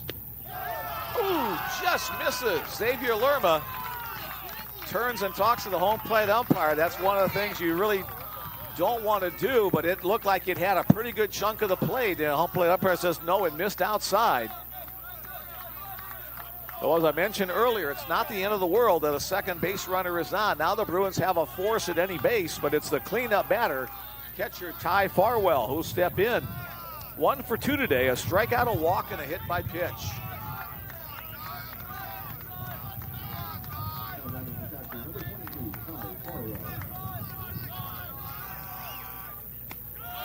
upstairs on the first fastball. Bruins hoping for a sharp ground ball right at one of the infielders so they have an opportunity to turn a double play.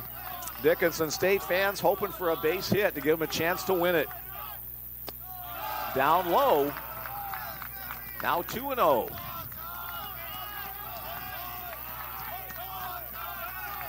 Close retired the first man on an outfield fly. Then a hit and a walk have taken the Blue Hawks to this 2-on, 1-out situation. And again, a wild pitch. Close probably tried to overthrow that one a little bit, buried it instead. Now the Bruin infielders will have to come in to try to cut down the runner at the plate. Farwell, the second leading hitter on the team. He does not have any sacrifice bunts on the season. And he will intentionally be walked to set up a bases loaded situation. And the Bruins will go to the bullpen here. Cannon Close, a third of an inning of work, facing 4 batters, a hit and 2 walks. Let's see who the Bruins will go to. Will they bring in Brody Burnett, the closer, in this situation?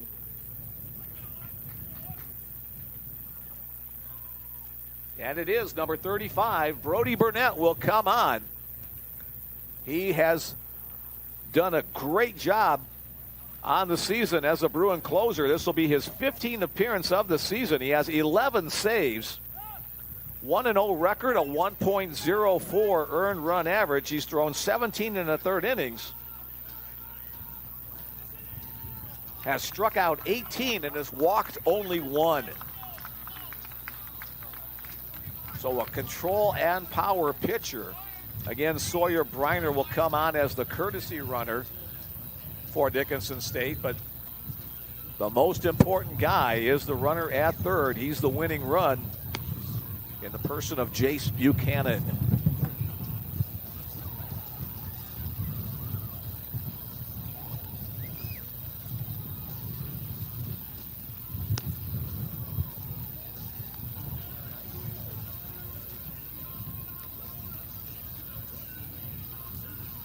At this point of the game, starting pitcher Mason Lunsman is still the pitcher of record for Dickinson State. Cannon Close, the pitcher of record for the Bellevue Bruins.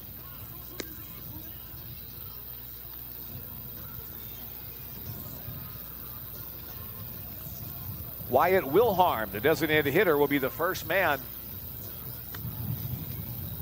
that Brody Burnett will face.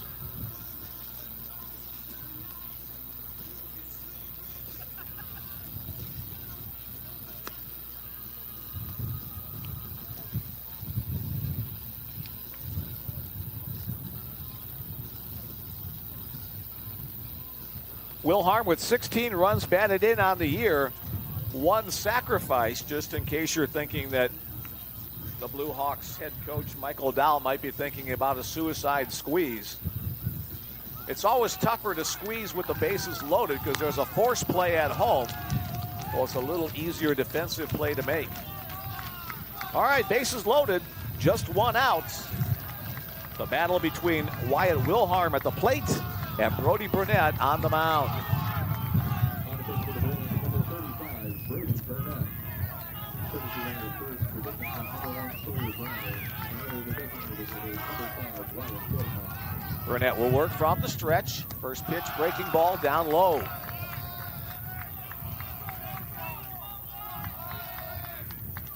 If you're going to bunt, here's where you'd want to do it ahead in the count because you know that Burnett's got to come in or around the zone here. Again down low, 2-0 the count.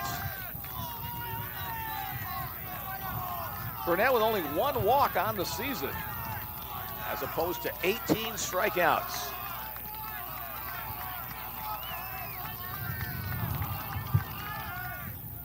Fastball chopped up ground to third. Oakeld will come to the plate for 1. The throw to first. The Bruins complete the 5-2-3 double play. They get out of the inning. Bruin defense comes up big. Brody Burnett comes up big. Dwayne Monlux, that's, I think, as excited as I've seen him been in a long time out of the dugout to shake hands with his players after the Bruins complete the double play. Again, 5-2-3, held to Lerma to Claire Hout. Not exactly Tinker to Evers to Chance, but it'll do here as we head to the top of the 8th inning. No runs on one hit. There were no errors. And again, 2 base runners left on. Dickinson State has left at least one on in every inning thus far. Extra innings coming our way as we head to the top of the 8th.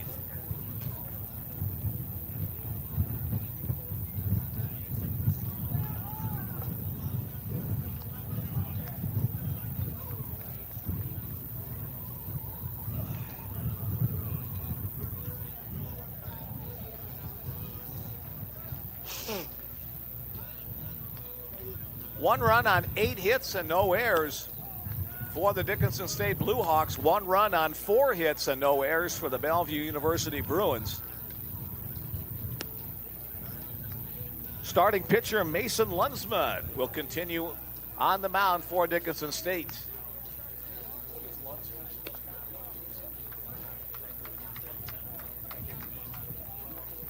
Mason Lunsman has thrown 110 pitches to this point through the first 7 innings, but he'll continue to go for the Blue Hawks. Bellevue at the top of the order. That's a good place to be.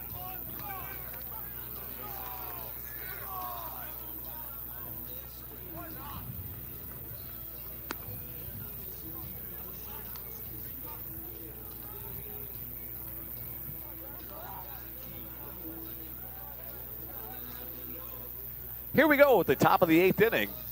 Second baseman Nick Gravel. 0 for 3 today. Top of the order has not been on base at all the first 2 batters. A 2-hit day for Carter Clairhout. Then the 4 and 5 also have not been on yet. First pitch swinging. Gravel sends one up into shallow right field. Finder is coming on. A long way to go, and he can't make the catch. It bounces in front of him. The throw to second base not in time as Nick Gravel reaches to start the inning. It'll be scored a double. Caden Finder's had a long way to go. Second baseman Jace Buchanan also going out on the play, but he gave way to Finders. And then the ball bounced. Gravel running out of the box at second base. Here's Oak Held. Let's see if the Bruins will try to sacrifice to get Gravel into third. First baseman Moses Dokes will play up in front of the cutout. First pitch outside, ball 1. Only the second time today the Bruins have had the leadoff man reach base. Let's see if they can make it hurt.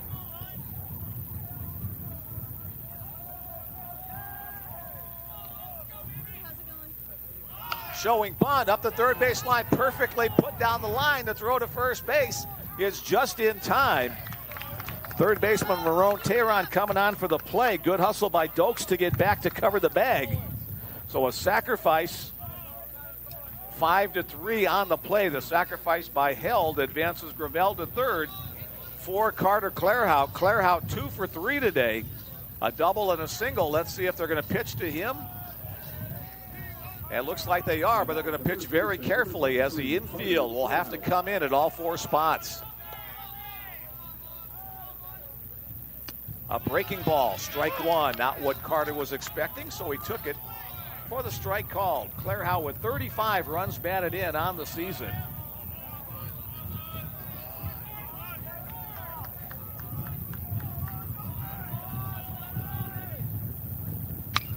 A little flare to the left side. That should be deep enough to score the run. It's caught out there by left fielder Logan Breton. His throw to home will not be in time. A sacrifice fly and a run batted in from Carter Clairhout. The Bruins execute the double, the sacrifice, and the sacrifice fly to take a 2-1 lead.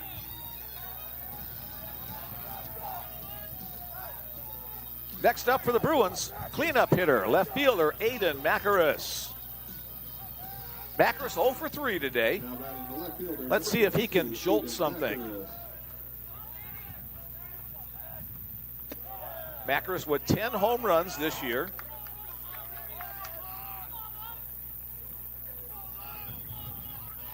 '27 in his 2-year stay at Bellevue University. Line hard to left field. That's going to get to the fence. Macris hustling around first base on his way to second. The throw will be cut off. Aiden Macris with a ringing double, one hopping up against the fence. And the Bruins having a chance for a little insurance here behind Xavier Lerma.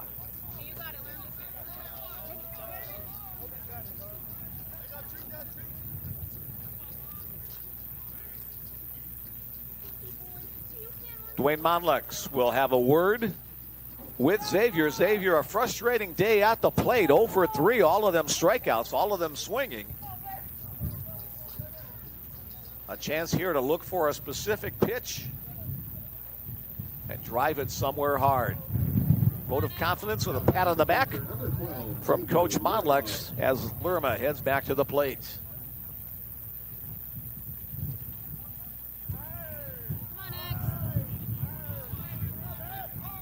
Lerma with 36 runs batted in. Carter Clairhout also with 36 runs batted in now with that sacrifice fly.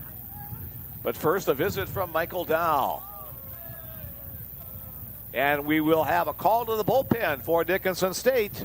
Starting pitcher Mason Lunsman's day is done. A great effort by Lunsman, but right now he's the pitcher of record on the losing side as the Bruins own the 2-1 lead.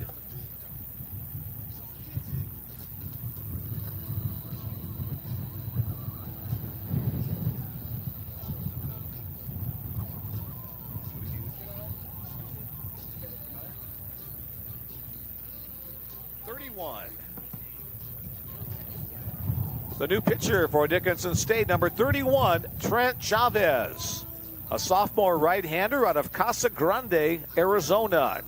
Trent Chavez comes in relief of Mason Lunsman.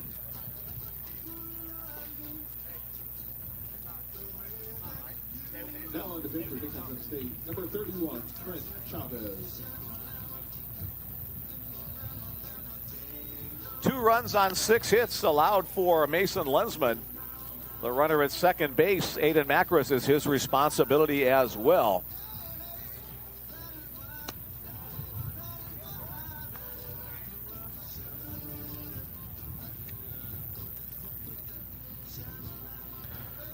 Trent Chavez, a 1.69 earned run average on the year for the Blue Hawks. He has 3 saves.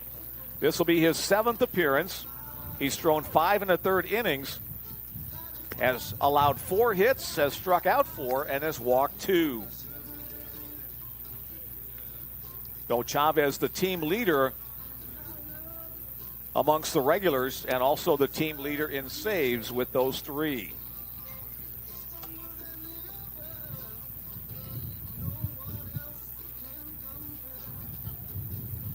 Couple of more texts in the queue. Sorry, I've been kind of negligent as the game has gone on. A simple "Let's go Bruins" from the 907 area code. And Claire Force 1 cleared left center. Roger that. Mad Mac with a missile to left. The Alberta Assassins.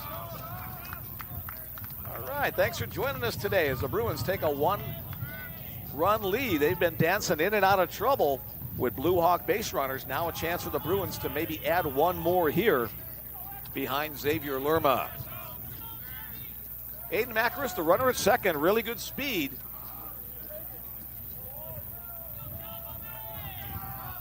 Deceptively good. That's a better way to say it, Bill. Thank you. Macris, a team leader in stolen bases. The first pitch from Chavez, a breaking ball, misses away.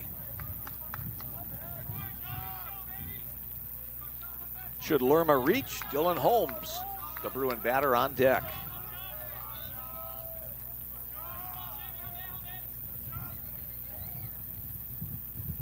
Another breaking ball. That one just clips the outside corner.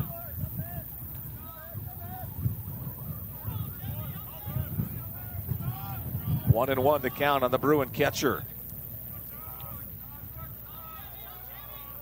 You know he's just itching to do something on offense. That one gets away, a wild pitch all the way to the screen. That'll advance Macaris to third.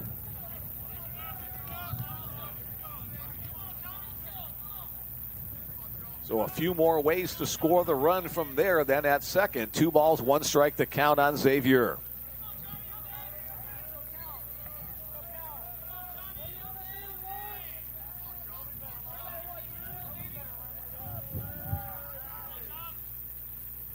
Breaking ball flared to the right side and foul.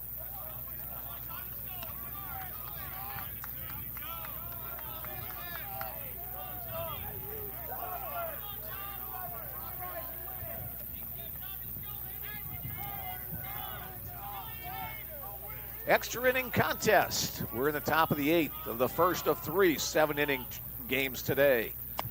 Up and away. 3-2, full count on Lerma.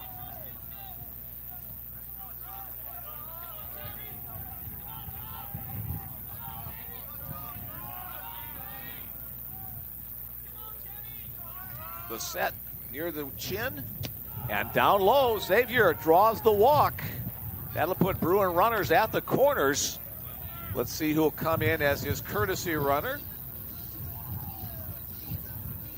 All right, Jackson Polk will come on for the Bruins to courtesy run.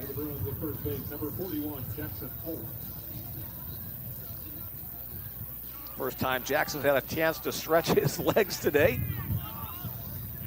And the batter, the designated hitter, Dylan Holmes. Holmes has hit the ball well all 3 times up, a triple, and then long fly balls to left and right.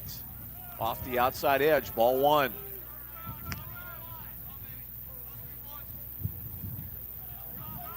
Little filtered sunshine smiling down on us at the new Renner Dennis Outdoor Athletic Complex.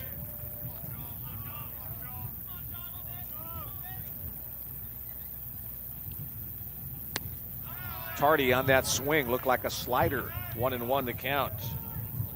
Trent Chavez on in relief of starter Mason Lunsman.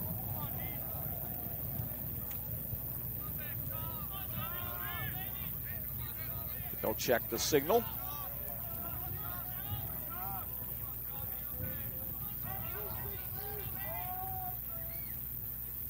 Way wide, 2-1. Polk scampers back to first.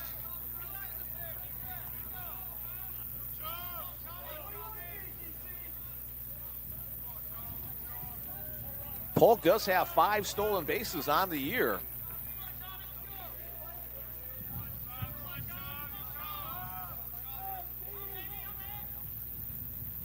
Breaking ball fouled away. 2-2 count. Now with the count even with 2 strikes, let's see if maybe Polk is in motion here trying to make something happen. Holmes' job to protect the plate.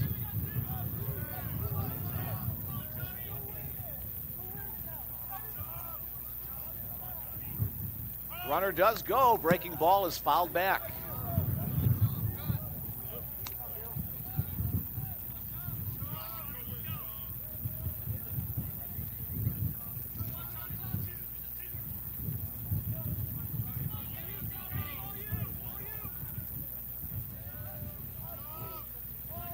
Again, Polk gets his lead. Chavez comes set. Runner goes, pitch delivered, foul back, deja vu.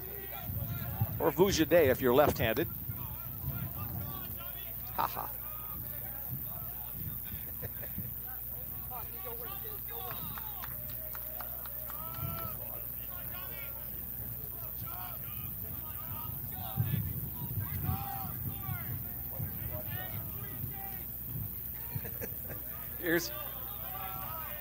Here's again the 2-2 pitch. Polk again on the move. The pitch hit to right side. Finder sees it, settles underneath it, and he'll make the catch to retire the side. But the Bellevue Bruins do pick up 1 big run. 2 hits, no errors, 2 left on base. As we head to the bottom of the 8th inning, the Bellevue Bruins 2 and Dickinson State Blue Hawks 1.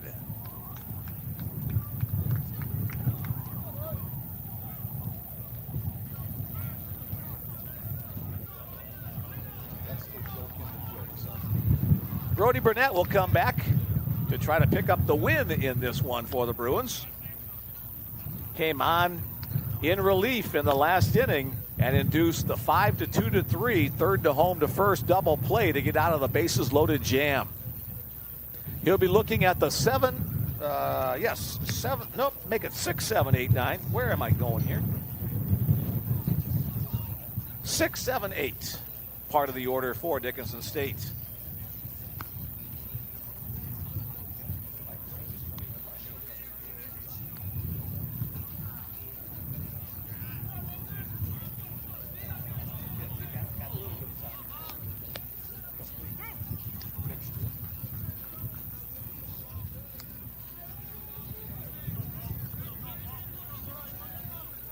Couple more texts in the queue. Excuse me. There we go.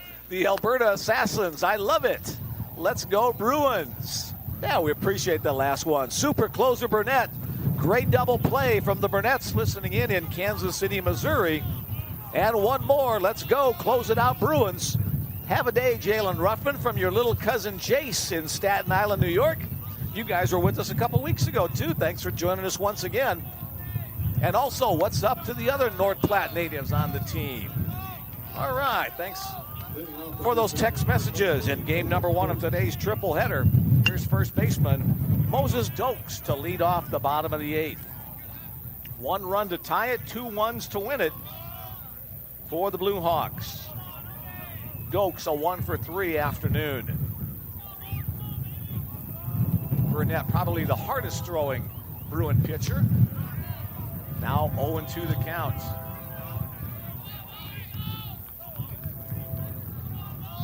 Reed Madariaga, maybe the fastest starting pitcher.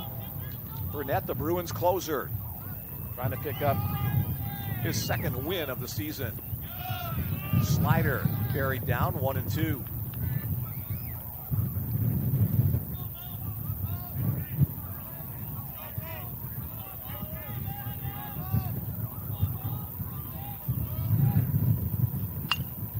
Hit on the ground. Spellacy fields it at the shortstop position. Clairhout on the receiving end at first. 1 up, 1 down, 6-3 on the play.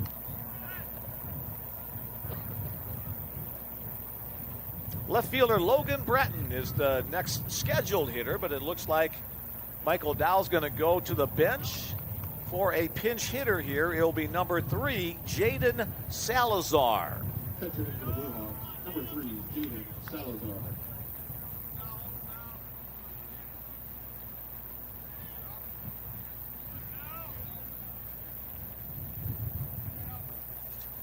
Salazar, a left-handed hitter.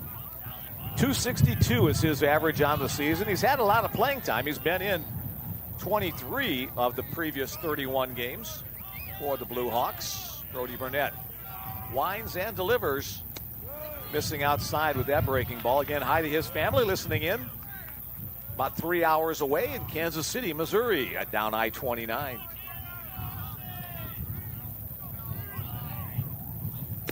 Swing and a miss.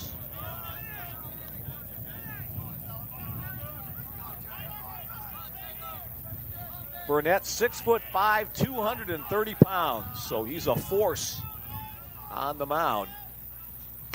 Little nubber off the top of the bat. Up the third base side. Count goes to 1-2.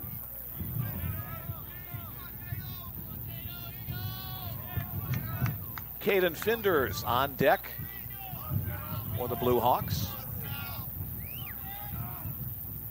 Swing and a miss. Changeup. Biting down and away. The strikeout. The first of the game for Brody Burnett. His 19th strikeout on the year in 18 innings of work. Last chance for the Blue Hawks. Right fielder Caden Finders. Right fielder, number 35, Caden Finders. Finders, a walk, a single, and a sacrifice.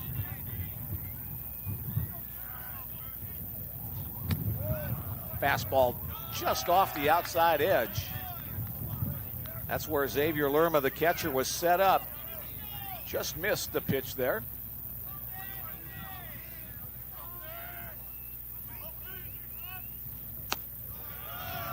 And just a fuzz up there. 2-0, both pitches right around the zone, but Blue Hawks probably taking a strike here.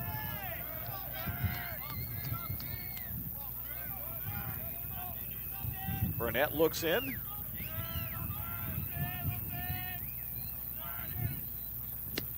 Right down the heart of the plate, now 2-1. And Finders was taking all the way on that. Burnett trying to make it a 1-2-3, bottom of the 8th inning to win this victory and extend the win streak to 17 games. Again, down the heart of the plate on the fastball. 2-2 the count. Every member on the Bruin reserves up at the front of the dugout here trying to celebrate with one more strike, one more out. Off the outside edge there, so the count will go full.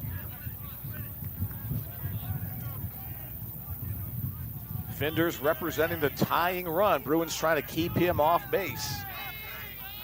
Jaden Roberts on deck. Popped up, out into center field. Left center field, 3 Bruins driven chase. Aiden Macros calls for it. He can't make the catch. The ball drops in front of Macros. Had to go a long way. The wind was pushing it away from him.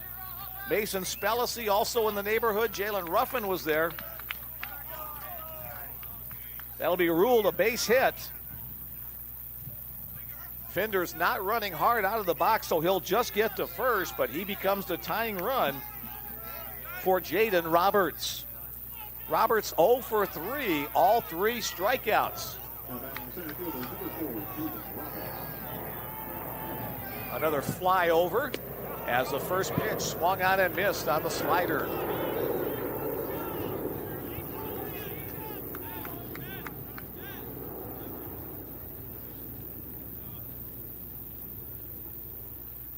Michael Dahl will use his offensive timeout to talk with his hitter and base runner.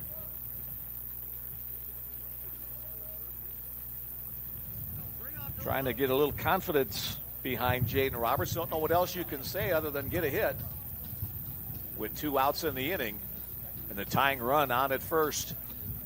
Maybe just trying to ice Brody Burnett a little bit out on the mound.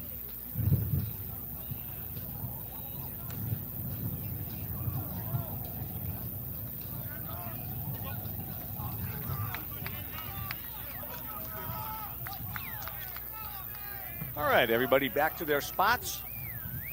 Finders at first. Roberts in the batter's box behind in the count 0-1.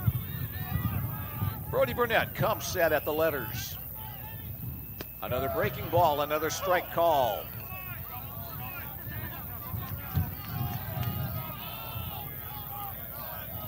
Blue Hawks were down to their final strike in the last at-bat.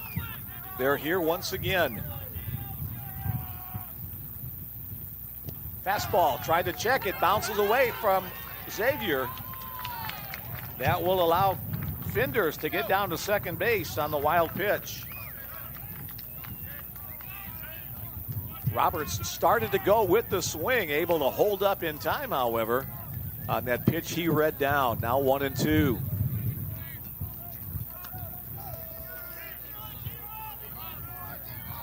Runner in scoring position. 2 outs, 1-2. Again down low. Lerma blocks that one up, 2-2.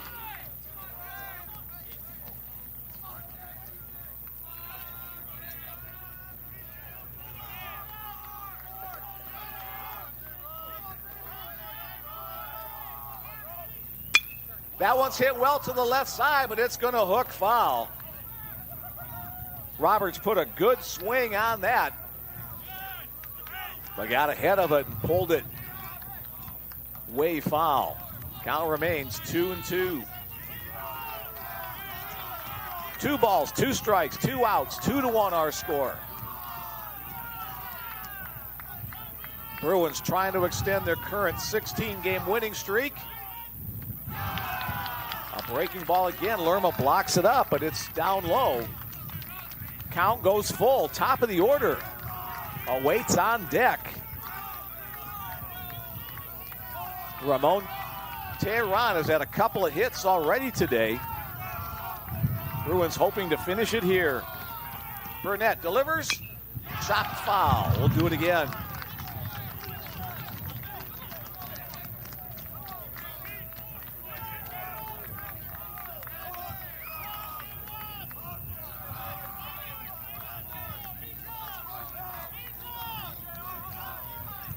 Pressure packed, bottom of the 8th inning.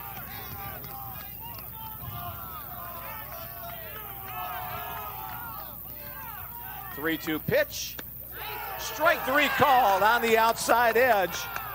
Brody Burnett comes on for the strikeout to retire the side and end the game. In the bottom of the 8th inning, no runs on 1 hit.